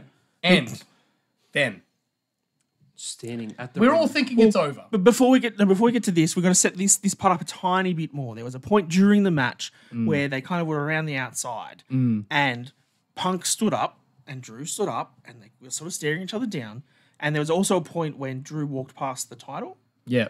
and Punk said, "Stop worrying about the title, worry about Seth." Yeah, he really in the did ring. highlight the fact of, because he even said, for someone who keeps saying that that Seth is Seth's not focused on the title, he seems not very focused on Seth. Correct. So that was telegraphed. Right in front. Now, Yeah. the camera work here for this production, amazing. Spot on. Drew's at the corner outside of the ring. Camera pans, and there's CM Punk sitting at the commentary table. Drew walks over, ushers the other commentators to move away. Then gets on the table, and it was very sexual at first. I thought, what's going on here? He's sort of crawling towards Punk. And then proceeds to hold the title in front of Punk. He's bad-mouthing him. And you could see, like... And Punk, again, I don't know if you noticed, very hard to see, but he sat there and he looked at Drew and he didn't blink again. There was no blinking. It was, seriously? But I can't even hear you, mate. I've Yeah, got these I'm on the cans. on. Yeah. You seriously, like... And Drew, this is my moment. I want you to see my moment. And perfect from Punk where he goes, so why are you over here want to looking get at a me if this is your photo moment? and put it on my wall. Yeah, Drew said why that, are you yeah. so focused on me if this is your moment? Drew gives him a crotch chop, then goes to turn, and this is where Booker Ted starts to say, I told you Yep, so. he called it. Because CM Punk pulls Drew's feet, he hits the table, down he goes. I think he gave him a couple of kicks, and then off comes the arm brace. Turns out his injury's maybe not as bad as he telegraphed. And then smacks Drew in the face with the brace. Keeps kicking into and laying into him. And whose And then the music hits. Purple just came over on the light right at the right time then. Damian Priest music hits. The crowd goes absolutely mental. You see Punk turn and just have a bit of a grin and goes, yeah, okay. Damian what I absolutely really hold liked ass to the ring. was the picture of Punk just sitting on the announce table cross-legged watching and all this. this Yep. was happening. The best thing about this too, because we've been super critical of how they've booked Damian cashing in, right?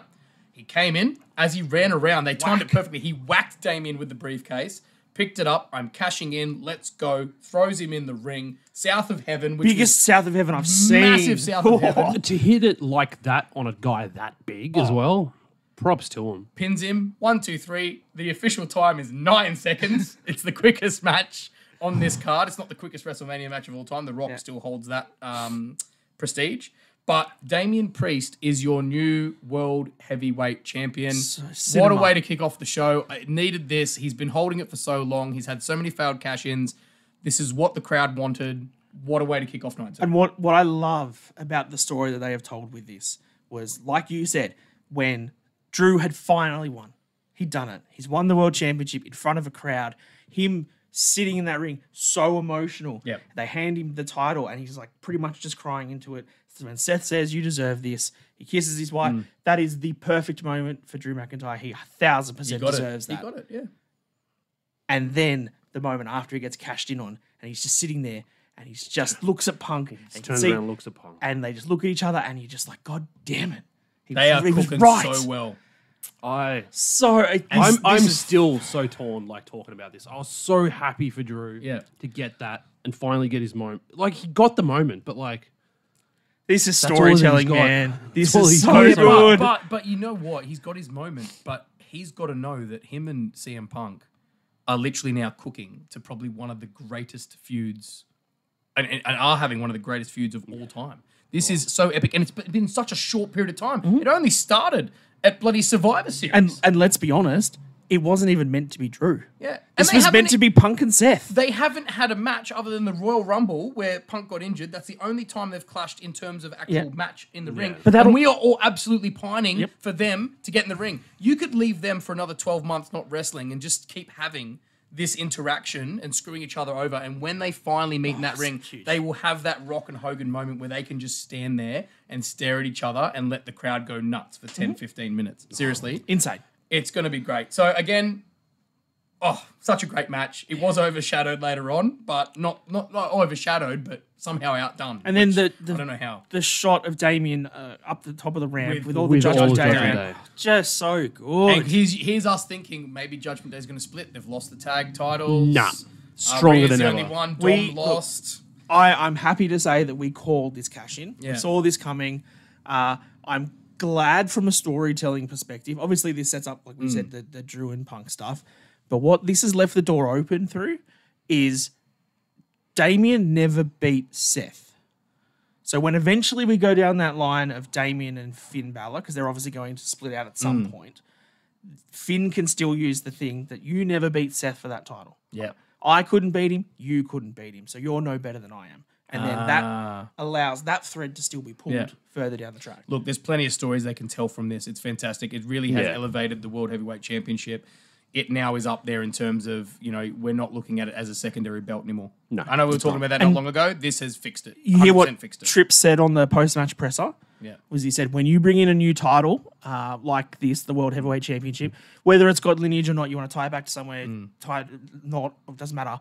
If it's a new thing on television, how do you get it over? What do you do? And he goes, you give it to Seth freaking Rollins and say, do your work. I will eat humble pie here and say that all that time, I know there's still things I would change within the story itself and like Bad Back. Yeah, but in terms of prestige, he's done it. Well done, Seth. Yep, agreed. 316-day reign. Now we've got to kick on because we still got a lot to get through.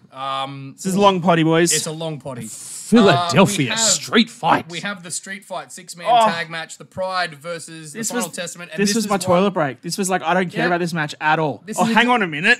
If you just go look at the comment on our last YouTube video where someone said, don't care about it, no one cares. This guy was walking out of the room.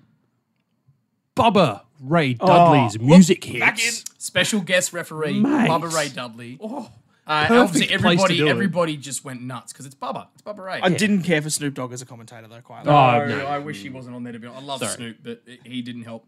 But we'll stay away from that part of it. But look, getting into the match, this was also an absolute, not train wreck, but it was chaos. It's what it had to be. Chaos. And it was perfect chaos. Chairs, It was, kendo sticks, tables. when we even had, in the end, Scarlett getting involved physically B-Fab. in the ring and B-Fab getting involved in the ring. But I think the best part of the whole thing, it looked like Before Final you got to Testament that part. was gonna, yeah, okay. Before you get the best part, or pre all the Bubba stuff, that spot of Montez jumping outside of the ring, over the turnbuckle, sorry. taking yes. out the AOP. And I sort of missed it the first time around. I was like, oh, cool. So he went to the top rope and moved over. That's awesome. No, he ran from the ring, fully jumped the entire turnbuckle. Yeah. And the ring post. What a Perfect spot. spot. Props to him, man. Now, for most of the match, it was sort of billed as the Final Testament were really on top of the Pride, beating the crap out of them. They were really on top for most of it. Until Karrion went for the pin and wasn't successful, and he decided, and I don't know... Referee. I don't know who... Three. I don't know who would do this and try referee. and go in Bubba Ray Dudley's face and tell him, mate, it was 3. And he pushed Bubba. And there was a point where I thought, Bubba's going to push him back, but it was even better than that. Bubba reaches into his pocket and pulls out a pair of glasses, The glasses. with white tape in the middle. And he didn't have to do anything because then the Pride got back on top and literally what we had was pretty much... Yeah, that's false. When Bubba's like, just grab that leg. Yeah. Okay. And then you... You grab that, do it wider, and then Angelo got some good air time Oh, for so his good. headbutt into Carrion's groin. So good. And then the tandem.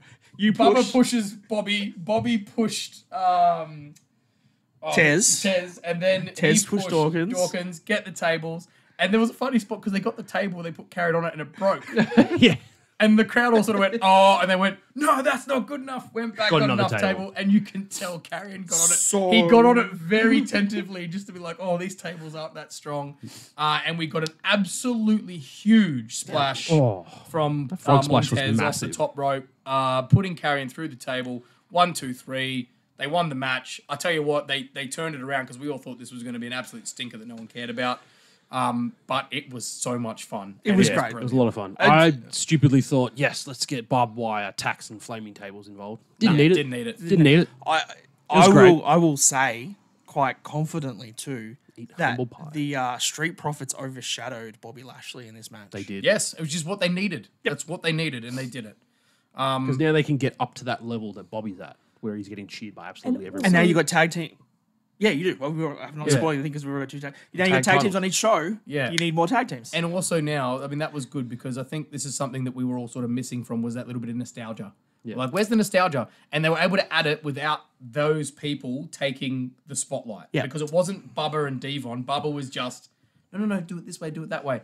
And the way that the Street Profits put their spin on it just made them look awesome. I can't wait to listen to Busted Open and hear Bubba. Oh, dude, it's can't going to be wait. fantastic.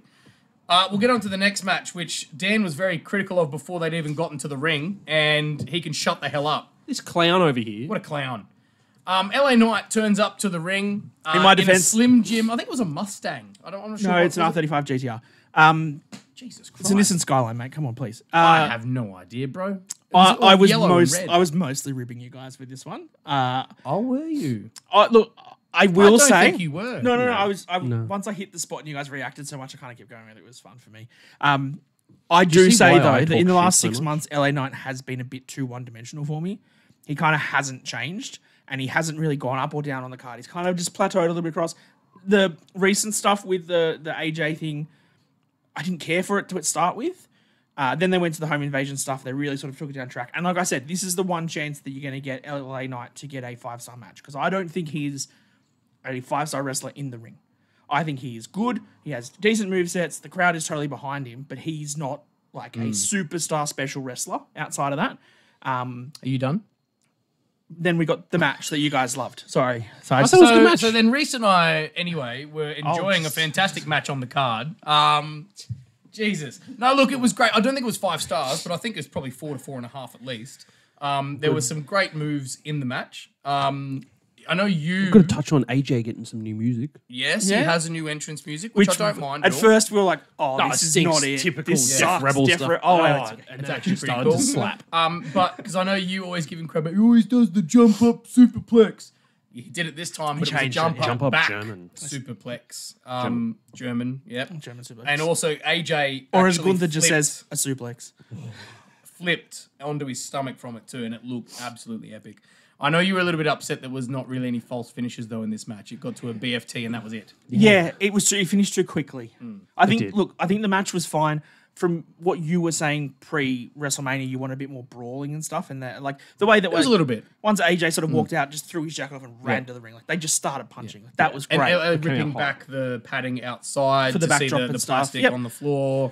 needed Yep. needed a bit more for me. Yeah. And I would have loved to have seen, a false finish. Like they did the sequence of where what did AJ do? He didn't go for the forearm, did he? He had him for the Styles Clash, then he got out of it, Yep. then he reversed something else, and then he hit the BFT. So it was a couple of quick reversals. No. He did go for the forearm. but LA pushed his feet and he came down Oh, hard that's on the right. ropes. Yeah. Came off and then it was the BFT. Yeah, so that was Yeah. But like it wasn't a sequence of false finishes in terms of the moves got hit and there was kickouts. It was just almost. Oh, it's done. I guess I look at it now when I think of it. Not all these other matches that had so many false finishes. I think they just looked at it and went, "We can't do this." And both of them have been around for a long time. They're old school Yep. TNA wrestlers, and they've looked at it and gone, "We have to have a match that doesn't do what everyone else is doing. Everyone else has got false finishes. We can't do that. We've just got to go out there and have a good match." And it protects his finisher. So that's probably why they've done it.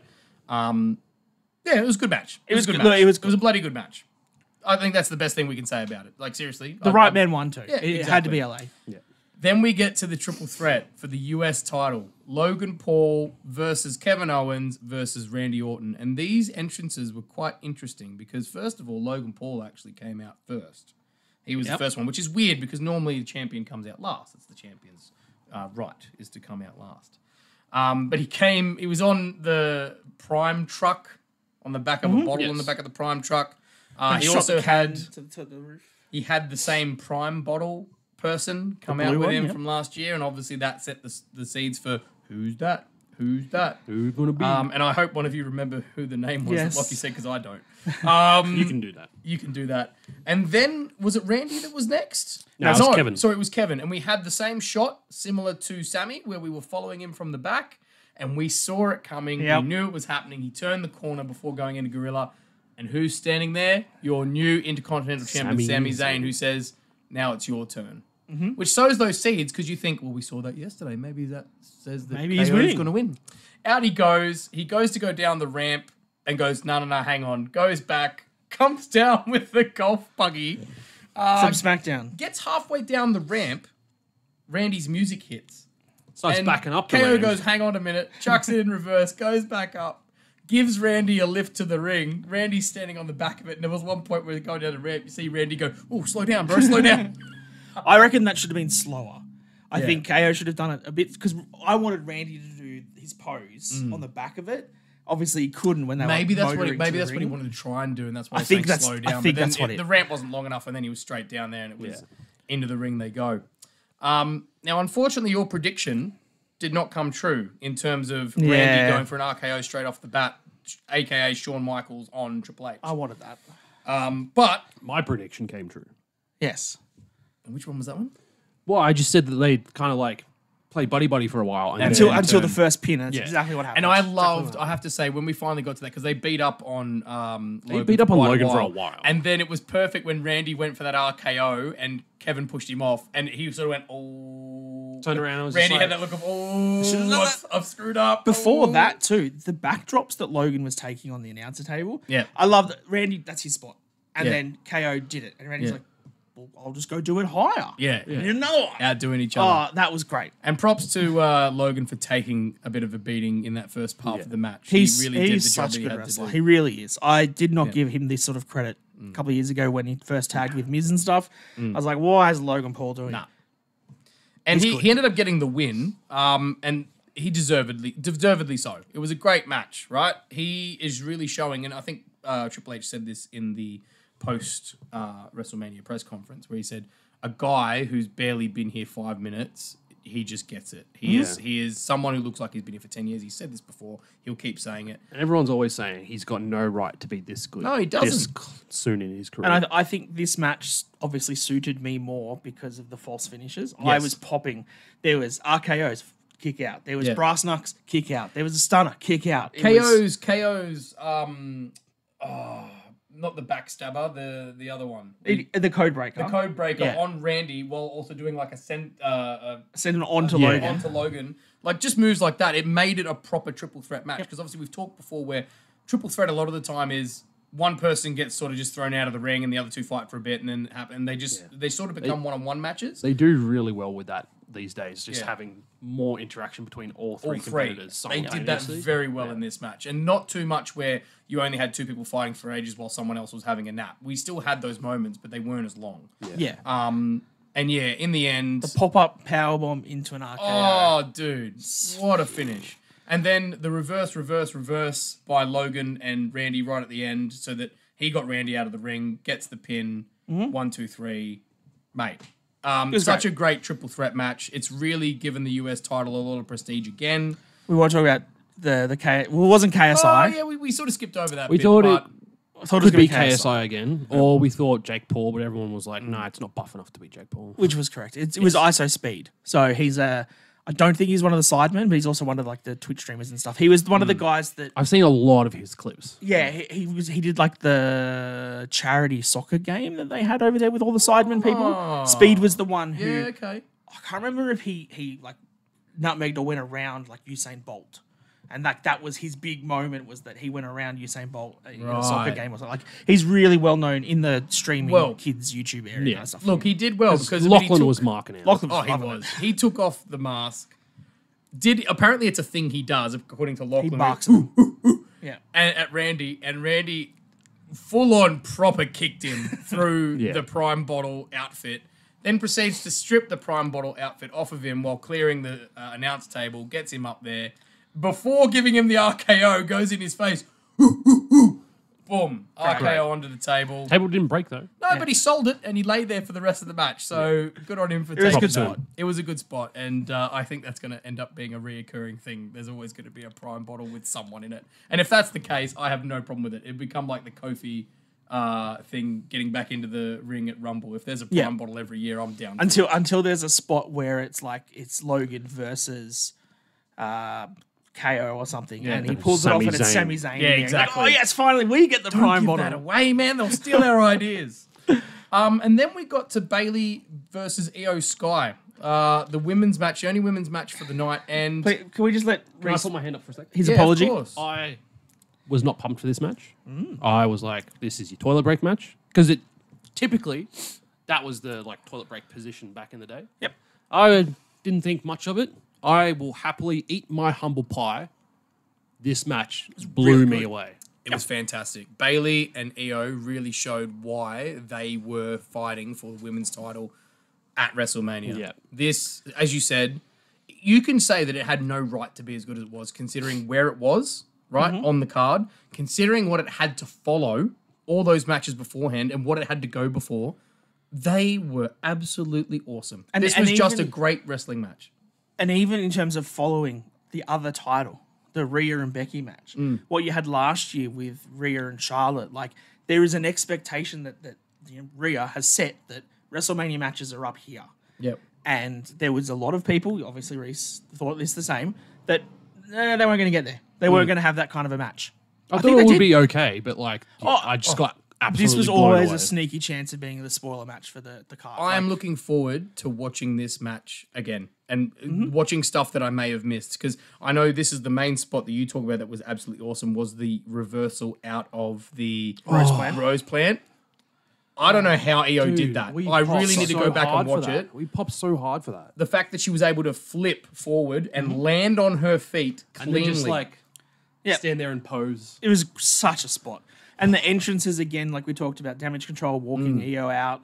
The new, like whether that's new or part of her new thing now with the screen, yeah. with her dancing on the background to her music and stuff. Yeah. Did you see Yeah, that? I saw that. It was like silhouettes I of think her. I missed her. I think you were in the bathroom. Yeah, it was silhouettes of her dancing to Yeah. her music and stuff. Okay. And It was cool. It looked so cool. I'll have to go back and But watch. then And the then fact that Bailey Bail- got carried out by four dudes, like Pharaoh style, like Cleopatra. And like that's that what I was noticed, sick. like her gear, the aesthetic, but then her music, it's got a little bit of an Egyptian twang to it. yeah, So yeah, it's and just she's the whole changed. theme of it was just like And royalty. can I just point out, this was the first time in a long time, and correct me if I'm wrong, Supermarks at home. This was the Isn't that first what Module's time for? that her and EO didn't have the same facial makeup, because they always used to do the same eyeliner all Oh, the okay, time. yeah. And I know they were very different, very, very different Maybe. face paint eyeliner. I Obviously for a good reason. yeah. For good reason. I think to be in for that story. Bailey's entrance, I think it was really good. I think the music is fine. I think it probably we'll see how it goes. Probably once It'll grow on you. It'll grow on me. The way that I think she called back to Triple H's entrance at WrestleMania 30, where Triple H was walked out and he was up on the shoulders of, at the time, Charlotte, Sasha, and Becky, wasn't it? You're thinking of a different end. No, you think of a different one. But He was on the throne and they were with like him. standing Yeah. behind him. Yeah. Oh, they were around carrying him. the There was throne. another one where like Triple H got carried out. Yeah, but no, I'm thinking of the one where they were around the throne. Yeah. And this was Very similar It, feel. yeah, it did give those vibes. And I feel like these four dudes that carried her out are all going to be like 10 Future years' world time. champions. WrestleMania 50, we're going to be like, oh, that's the thing that And was Bailey's The entrance. big thing from this, and it was mentioned at the press conference afterwards, was Triple H pointed out that, and he's not one to really make stuff up, so I 100% believe him. He reckons it was one of the biggest applause and gatherings backstage in Gorilla that he's ever seen when Bailey came back with that title. She deserves because it. everyone was just Yeah. so happy for it. It's her first ever title victory at WrestleMania. First ever one-on-one match at WrestleMania. Yeah. So Which she like, Bailey's deserved been it. around us for ages. Amazing match. Go back and just watch this whole card, man. Just watch the whole thing. I think everyone- Rewatch Just it. go watch it again. Everyone's Just go watched watch it it already. again. That's Yeah. why you're on our podcast. Go watch it again. All right. Oh, We get to the main event. Now, before the main event, there was a really funny moment where Snoop Dogg came out with the cheerleaders and the band from the Philadelphia Eagles football team and announced the attendance record. And he said for night one was this, night two was this, which means a combined total of 145,420. It wasn't. It was 298, but he just wanted to say 420. Which they cut out of the highlights later on. They did, after the yeah. show, They which was did. funny. And we found out why they did all that regalia in the well, main event. was- We have was a it that feeling as part? to why they did it. Because we get to the main event, and the video package was piece de brilliant. resistance. And this is where I've got to slow down because I've got to remember to go through the entrances because this was all super, super important. The video package was just as good as the one last year, if not better. Yep. But what was even better was Cody's entrance. Flaming. The flaming flags, as if it's like a war, right? Like it's the last resort. but like they have gone through an absolute battle. So the theme was just perfect. Yeah, that's perfect. So that's exactly the way to say it. Battle. Yeah. Rising From the Cody Vader, just But the mask. The mask that is the Triple mask. H-esque, which sort of gave off So that idea, good. because everyone's always been asking, is this Triple H just keep screwing Cody over because of the time he hit the throne at AEW? They've buried that hatchet. And obviously that's been buried because that was so Triple H-esque, that mask. And then what was even better Brandy. was to Brandy his was right. there. To his right was Brandy, who helped him take off the mask, gave him a kiss, said, "Go do this, you got this." And off he went. That's the first time we'd seen Brandy at all, really. Well, Yeah. remember, Especially she in was this. mentioned by Mr. Heyman, Yeah. she was. which sort of Yeah. gave the hint, but I'd forgotten about it until she came on We'd screen. seen her in backstage stuff, like in like documentaries and all that sort of stuff. Yeah, That- but that's like, her first but in like terms on of this- television appearance. This Cody since and Cody's been Roman back. feud, she's not been involved. Now, someone tell me, because I did notice when he went down the ring, on one boot he had Liberty. I couldn't see what he had on the other. I don't know if it was Dusty or Brandy but I know one boot he had on had Liberty on. I, don't know I if it was didn't on the quite other see shoe. the other one. I didn't get a chance to dissect it too much. Somehow, I don't know how they did it. The pyro was slightly bigger than what he normally has. The woes Bigger were budget. huge. We were woeing hugely, man. Yep, check us out on TikTok. You'll see our woes. Or And Instagram. YouTube. He comes to the ring. He's in there. He's getting the crowd all hyped up. We're going to do this. We got this. And the camera was very, very strategically kept shooting on his chest where it says dream. And Kept doing then it. the greatest WrestleMania entrance of all time. Well, it's up Ooh, there. hey. It's up there. I think that was on night one. Okay, so the reason why I loved Roman's entrance so much, I do like me some orchestra sometimes. I do like listening to a bit of classical music. Same, here and there. absolutely.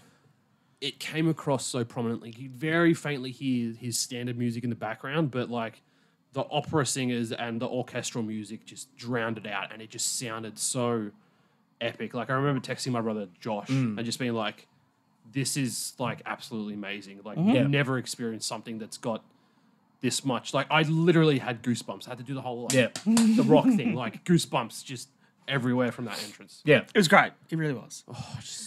Absolutely loved it.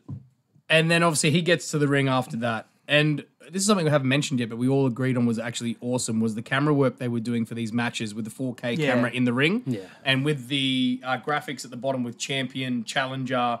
The fact that Samantha actually got on camera with her announcing, which is something they've never Absolute done props before. to her. She was so good all weekend. Perfect. Didn't misstep any of the did words. The announcing for every match, both Every match. days, which I think there was an absolutely top-notch decision on. I love Mike Rome, but she's just a level She's above. got the perfect voice for it. She really does. She did fantastic. Samantha, you're amazing. She brings more like emotion to it. Yes. And like with the way they build stories these days, it needs. And if that. you watched the Instagram or TikTok videos of her announcing the winners of the Intercontinental title and then the winner of this match, Man. The mate, emotion. the emotion from her is just phenomenal. Now. like I was sitting there like before we dive into it too much, No, you're okay. watching Samantha's reaction to Cody winning, like her getting emotional announcing that. I started crying all over again. It's man, like, man, it's so good, so Now- good. Now, this match, I'm just going to say it straight off, will go down as the greatest main event of WrestleMania. I'm getting Yes. emotional just Of all thinking time. about it again. Do we have man. time for it? How long was it? It was 33 minutes. It was actually... Is that all? Yeah. It was wasn't- shorter than felt night one. long, but trust me, it was not. I will because The tell Rock you the wasn't there, exact that's time. why. It was 33 minutes and 25 seconds. Okay. Now, there was stuff afterwards that probably made it feel a bit longer. Just remember Well, that. yes. Now, yes. this match as a standalone match, before we get to all the Bloodline rules stuff that we knew was going to happen, but we didn't know how it was going to happen later on, the match itself was absolutely fantastic. The back and forth between them, it was very similar to the match they had last year, which I have no problem with because that match was great.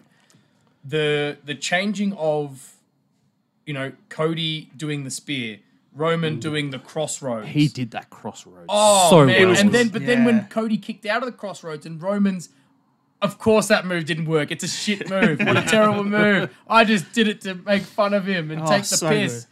And just Roman was his slow, methodical, taking the piss. Like And it was, really just worked so well to help convey like how much this match meant.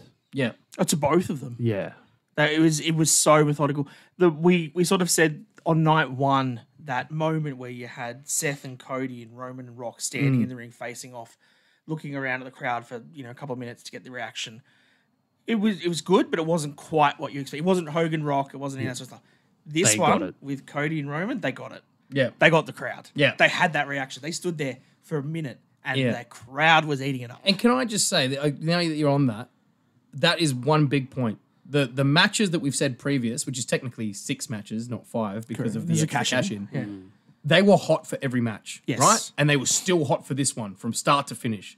So It also helped that it was like 10 degrees. a lot. warmer Well, for by them. the time they came out for this match, it wasn't. It had actually dropped back down to 48 degrees. Oh, yeah, but you're about 10 cans in by this time, so you you're see, fine. probably not feeling it, and you're probably all warmed up from your screaming. Reece, maybe 20 cans. Who knows? But just, oh man, the back and forth, the reversals, the moves, like there was so many false finishes, and the amount of times that there was spear, and you're like, oh my God, that Roman is going to win. They're going to continue this reign's continuing. And the thing too, for a lot of us, and I assume most people that watch this, was like, it's bloodline rules. We were just So we know waiting. there's kendo sticks, we know there's chairs. They went outside, they did a flip on that spot that they set up for last night.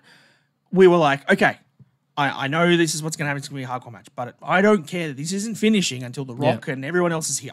So once that started, we all stood up. Now, the only thing, We can I couldn't sit down just anymore. get to, I don't know if anyone else saw this on the broadcast. I think you boys happened to look away at the wrong time. I did notice an arm under the ring. Yeah, we saw it. when I can't remember who it was. I think it was Cody went to get a Cody table. went to get a table, and there was an arm that quickly went back into the darkness. And I went, well, I mean, it didn't give away because we knew that people were going to get involved. There's and someone it under didn't give the away ring. as to who it was, but we knew there was someone under the ring. Yeah. But anyway, so what was great about this storytelling is obviously even the night before and from last year, Cody got 2 crossroads in a row on Roman last year, and that's when Solo debuted, and obviously, boom. Well, got him with debuted, it. Was but- it debuted? But sorry, not debuted. Just ruined him. Yeah. He ruined he, it, right? he went for that third one, and that's the story they've been getting. and he to. came back, got it. 3 crossroads, and that's Last night, he got 2. Didn't get to the 3. Yeah. Rock got him with the Mama belt. Rhodes. Yep. Now, he got 1 crossroad. Jimmy comes out of nowhere, super kicks. Yeah. Goes for the pin. Doesn't get it. Cody kicks out. Yep. Then, Jay's music hits. Just me, oops. And this is when the crowd really got off because here we go. It Here started. We go. It It's started. Avengers Assemble. It's happening. And what was great was I thought, he's going to come to the ring, but even better. Roman goes, you need to go sword him. Go sword him. Jimmy runs up the ramp. They meet halfway. They start brawling. And we get one of the all-time WrestleMania moments where Jay speared Jimmy off the side of the ramp Through some tables. through some tables. That's a big ramp. That And was a don't big mean to be spot, rude, dude. but that spot was better than their entire match the night before, so probably made up for it. Yeah. And that just started a chain of events, which we were standing up for majority of this. We got up off the couch and we could not sit down. Screaming so Well, much. we knew Solo was next. Yeah. Well, and like that this was is the where thing. we got to 2 crossroads. Cody in a got row. he got another crossroads. He got to that second one, and then we were like, "Here comes Solo." and here And he came. He did. And what we picked up on too was the way, unfortunately, it's just one of the things that you sort of, as a production sort of person, you get it. Every time they focused in the camera shot, so like normally you can see most of the ring. When he got for the third one, they sort of focused right into the shot. You're like, oh, the other ring's gone. Someone's coming. Yep, Yeah, Solo. that's what they're doing. And then Solo pops in. But they got us again because we had the spike combined with the spear, and I thought, oh my God, don't tell me they're going to end it like this.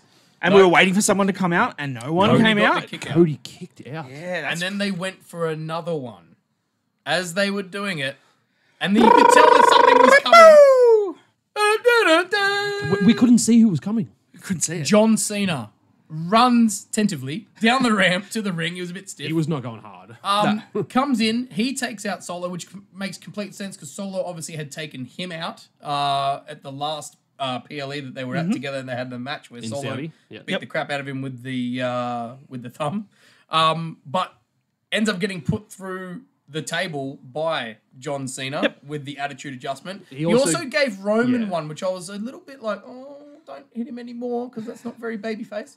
But that's okay. Bloodline rules. And then while John's out, after he's put Solo through the table, out comes the final boss. And the Cena's reaction to the music, he was just like, okay, Uh-oh. it's on. Yeah. Just like slowly turns around towards the entrance ramp. It's just like, all right. Rock makes his way down to the Rock ring. strolls to the ring. They get in. They try to replicate the old Rock and Hogan of looking a lot at everyone else.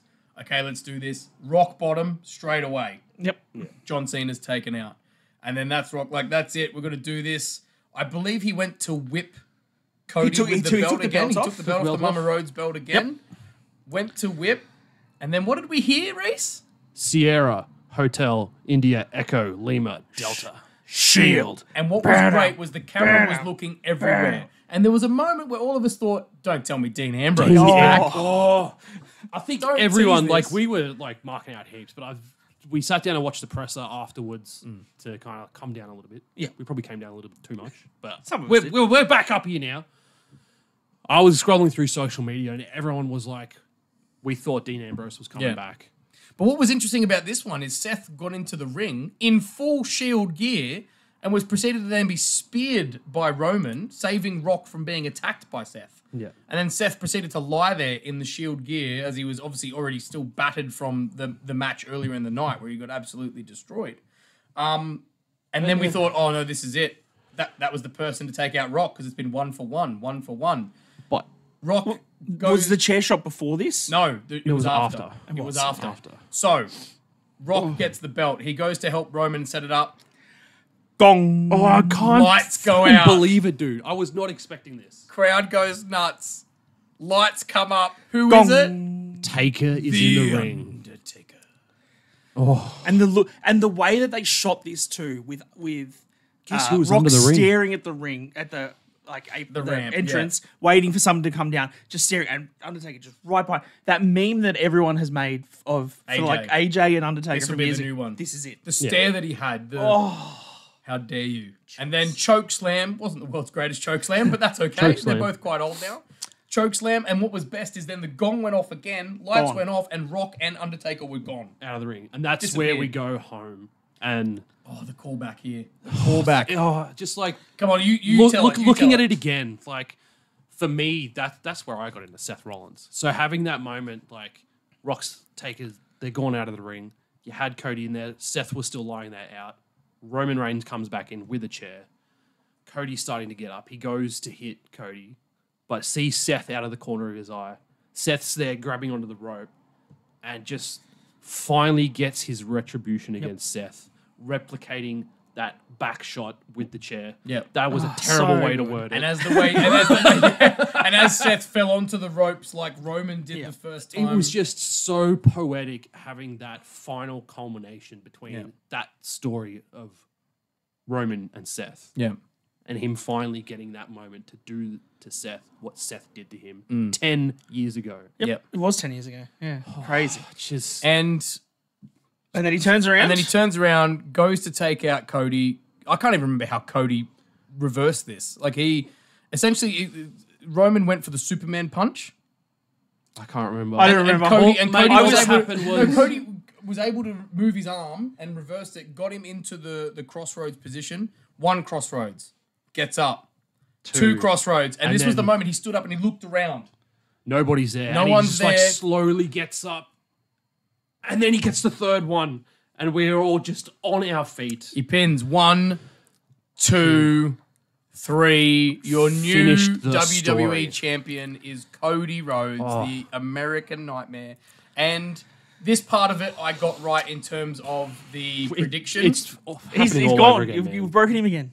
Sorry, dude. I mean, No, it's I'm just going to like- watch it again later and I'm going to break again. But this is the only part of the prediction I got right, really, was the fact that we then had all the celebration afterwards. We had everyone that had been screwed over by the Bloodline, and plus others that came out, all lifted the faces, Cody up. Because like AJ did technically get screwed, but he's heel, so like Yeah, he they couldn't kept get him out, which was a good LA, idea. Randy, KO, Sammy, Jay, and even Punk came out. And Cena. Cena was Cena was there, lifted him up multiple times. And then what really got us was the fact that Mama Rose got into the ring and Cody got down on one knee and presented the belt to his mum that his dad never got. And What a that moment. just got me. And then he embraced her. They obviously shared some words. He got on the microphone and said, there's two people that didn't want to come out here, but I refuse to do this without them coming out. And that's Bruce Pritchard, because I wouldn't be here without him, and Triple H. And both of them came down. He had a really good moment with both of them. They then all sort of gathered around for a bit, and I could see it was Triple H who sort of started saying to everyone, hey, let's all get out of the ring. This is his moment. Let's let him have his moment again. And then we got that shot of Cody in the ring, belt on, doing the woe, fireworks in the background. So good. And man, what a way to end Wrestle. And you know what? There was so many times that I thought, Roman's going to retain. He's going to continue, and we're going to be. They really This guy upset all again. weekend was one's up everywhere. Went to the footy game, one's up. Yep. Went out to the shop, One's one's up. Roman's retaining. Hey, I Roman's did going to do say it. I did say last week I cemented my decision that Cody had to finish the story. Yes. Yeah. I got invested in it this last week. I still like Sterling. Just like And I love- invested in the Triple H era. Just saying. Absolutely. Paul Levesque era. it is the- our era. It's He our said. area. The t-shirt Cody was already wearing as he walked into the press conference. The story continues. He's And going I'm not going to watch the press conference again because when he started talking about stuff again, and you just can't hate the man. You can't hate him. He's so likable. And Triple H too. Triple H was also getting emotional. Bailey, like it was Damien, it was even brilliant. Damien when he was talking about representation for Puerto his Rico. people, like. So, and you could tell that press conference was very different to every other press conference we've seen because those three people that came out, it meant something to them. And they were out there as themselves going, this is the moment that I've been waiting for. Yeah. I got, and that's literally the three people, Damien, Bailey, and Cody. I mean, I know Bailey's been champion before, but not at WrestleMania, not on this stage. Yeah. And they had the three people that this mattered the most to, who finished their stories or finished a chapter in their stories. And I loved that those in the ring, I know we did say it was like all the faces and everyone roamed it, but it was also the people that are important to Cody. Like Yes. knowing Cody's story, Sammy and Kevin were the two guys from Ring of Honor that knew in the Indies that Yeah. were the ones that introduced him to the Young Bucks. Yeah. That's how Cody created AEW, was through them. Randy Orton was the one who had legacy with him. Like he was on Sammy and Randy's shoulders. And Like, what was interesting, because I know just- we've talked about this and we thought that, and it still might happen one day, but maybe not, was the fact that this might then lead on to a story about Seth blaming Cody for him losing his belt. However, They there shook was hands, a very good moment at the end where Cody purposely went through the ropes and stopped Seth from leading and had a word with him, and they shook hands. And Seth, I don't know what the words were, but it was something like, "You're welcome and you deserve this." And then that was it. So I don't know maybe if that story is going to happen anytime soon. It might not come for a while yet because it I think seems that Seth give it was some quite happy time. for him. But we'll definitely see a feud between them again. Yeah. This was phenomenal. Like the I don't give a shit about Dave Meltzer and his 5-star ratings. Nah. No, not for this. things. If he doesn't rate this 5 stars, he's delusional because this was pro wrestling Yep. and sports entertainment at its finest. There was no match, and I don't even want to give him a score, but there was no match on this card that was less than like 4.5 stars for me. Like seriously, at least minimum. Like if- night 2. Yeah, night two. Hands Night down. two, Hands down, man. And you know what? The whole pay-per-view, because of the way it ended, sorry, PLE I should say, I would give the whole thing 5 stars. Yeah. And I'm not going to lie, after night 1, there was a part of me that was like, well, this is not quite the grandeur I expected. Can I they don't know pull it where out? this is going. Yeah, Night 2 just But they floored me. hit a homer. They called their shot. Babe Ruthed it out of the ground. What else can you say? I mean, what else can you say? That shot at the end, the shot of Cody with all those people, the fact that you in that ring, you've got the future of the WWE with all these. The fact that you have a ring with CM Punk and John Cena talking to each other. Can they go around one more time? Yeah. Is that going to happen? You've got Of course you were thinking about that. That's so much. But like you got Randy he's lifting him right, up. he's Like right. if Randy turns heel, that Randy and Cody story is going to be business if that happens. Like there is so much stuff, and the fact that you've got this entire universe of people that have been invested for 2 years on this story, and it paid off in front of huge crowds through everything that Roman could throw at them. And you got this moment, and everyone got this from Cody. I don't want a Brock Lesnar to show up on Raw after Mania and destroy him or something. I want this, like, just seep in this for a little while. Yeah. Let us all have this glory. Yeah. I do want to give props to the Tribal Chief, to Roman Reigns. Absolutely. 100%. I And don't know if we'd be in this position without the effort that he's put in since getting that championship Yep. in August of 2020. And we've given him shit. He wrestled 11 times last year. Yeah. Right? But that's given this the prestige that it has. Is was. because it's wrestled so. Because last night was his 1,000th win. And then tonight, he said it in his documentary, if you haven't seen it. Sorry for the spoiler. He said, if I lose the championship, that's it. I'm done. Well, And I have seen some fan footage. Well, I think that's where he said. of- He said that's it for the tribal chief, is what he said. Yeah, so Yeah. maybe he but comes yeah. back different. I've seen some fan footage. There was a moment when Cody was celebrating. Him and Paul just embraced. at the very top of the ramp. Yep. And That's that's it just for the wise man. so touching as well. Look, Well, and the other let's- thing too, before we quickly get past it, is that The Rock, when he was on the presser for night one, people asked, they get more matches. Like, are you gone? Like, is this all you're doing? And The Rock just cheekily smiled and said, no, there's more matches for The Rock. Yeah. We know what those matches There's are. got to be. We know there's a Cody match. We know there's a know there's Roman match. Like, there's probably a Seth match if he really wants it. So this may be the end of that title run for the Tribal Chief, and I don't think it's the end of the Bloodline. I think Raw after Mania, we're going to get more Bloodline. There's going to be something. There's always a Raw after Mania surprise. There's going to be something. But I think that, like be what you hard. said, what Roman has done for this title, what he's done in this reign, yes, we all wanted it to end. 11 matches in an entire year is not enough as the champion, but it still kept this story and the prestige behind it. Yeah. And it made this moment worth it. 1,316 days. It gave me vibes from back in the day when Triple H had his hold on the titles where people couldn't get them from him. This has elevated that even more. And I know Trips made that comment at the press conference where he goes, it is no debate anymore that Roman Reigns is one of the greatest of all time. If not the greatest. If not the greatest. And I think we have to agree with him. Yeah. I'm gonna have to say, boys, we've got to get to some final statements. So I'm gonna ask you boys for your final statement wrap up for the show, for the whole weekend. Because I think there's a lot more we can talk about, but we need to save it for future stuff that's going to come from this WrestleMania. What's your closing statements for This the was weekend? this was the greatest WrestleMania of all time. It was the biggest WrestleMania of all time, and it backed it up. And the talk from everyone saying all weekend, Paul Heyman, Paul Levesque, Triple H, everybody else, this is the start of a new era. I can't wait to see what this era does. Yep. I think I'll cap it off. Like, I'll play on that as well. Like, it's just been such an absolute pleasure to watch this year unfold. And especially like with you guys as well. Like, we've been getting so invested in everything. And we were saying it like at the end of last year and the start of this year, like, wrestling is so good. And Wrestling it's is cool again. It keeps getting better. And there was a moment like after everything was done where I just like called you guys over and We embraced. I had a group hug, and it's just like We had a Trips Undertaker and HBK moment. End of an era. not But it's not an end. This is not a new quite as chapter. monumental, but yeah, it's like I don't think I've ever been like this invested and absolutely flabbergasted at what wrestling is doing these days. Yep. Yep. And I just can't wait to see what's going to happen moving forward. I 100% agree with both of you, and I think, you know what? I look at it and I go, and I know Trips mentioned this after night one, he goes, my biggest thing is when we're done this weekend is I've got to look at the run sheet for Raw the next night and figure out how the hell we're going to keep We're going already with it. thinking about Story doesn't tomorrow. But I don't doubt that they are going to keep going on and they're going to keep telling great stories. I hope it lasts forever. I know it doesn't always do that, but what we're in right now is amazing.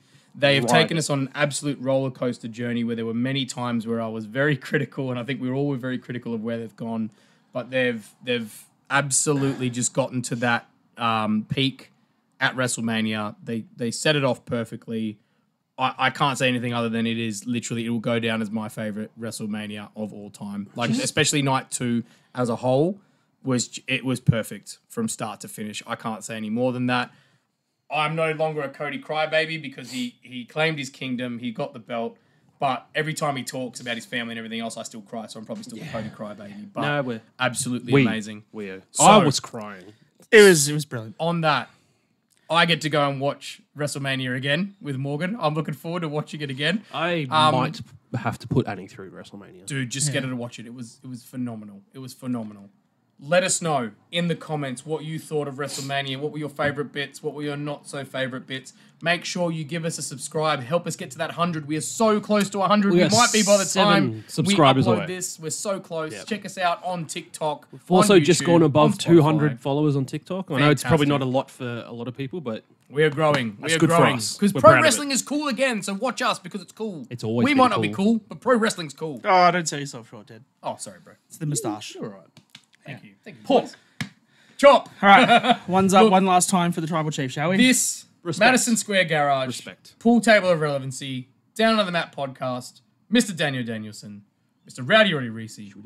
I am Booker Ted. I think we need to do a... whoa. Do we need to do a whoa? I think we need to finish on the woe. Okay, All right, who wants to count it down? not me. All right, I'll do it. All right, All right. Are you ready? microphone warning for everybody at home. No, Lean back from the we'll lean microphone. back. Yeah, yeah, Gotta yeah. lean back. We ready? Let's Wait, do it. let's start with it. Adrenaline in my soul. Something, something, Cody Rhodes. Do it all to get them on their feet.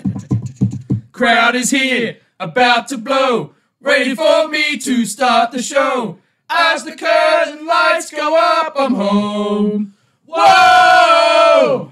We'll see you next time, guys. Happy Mania.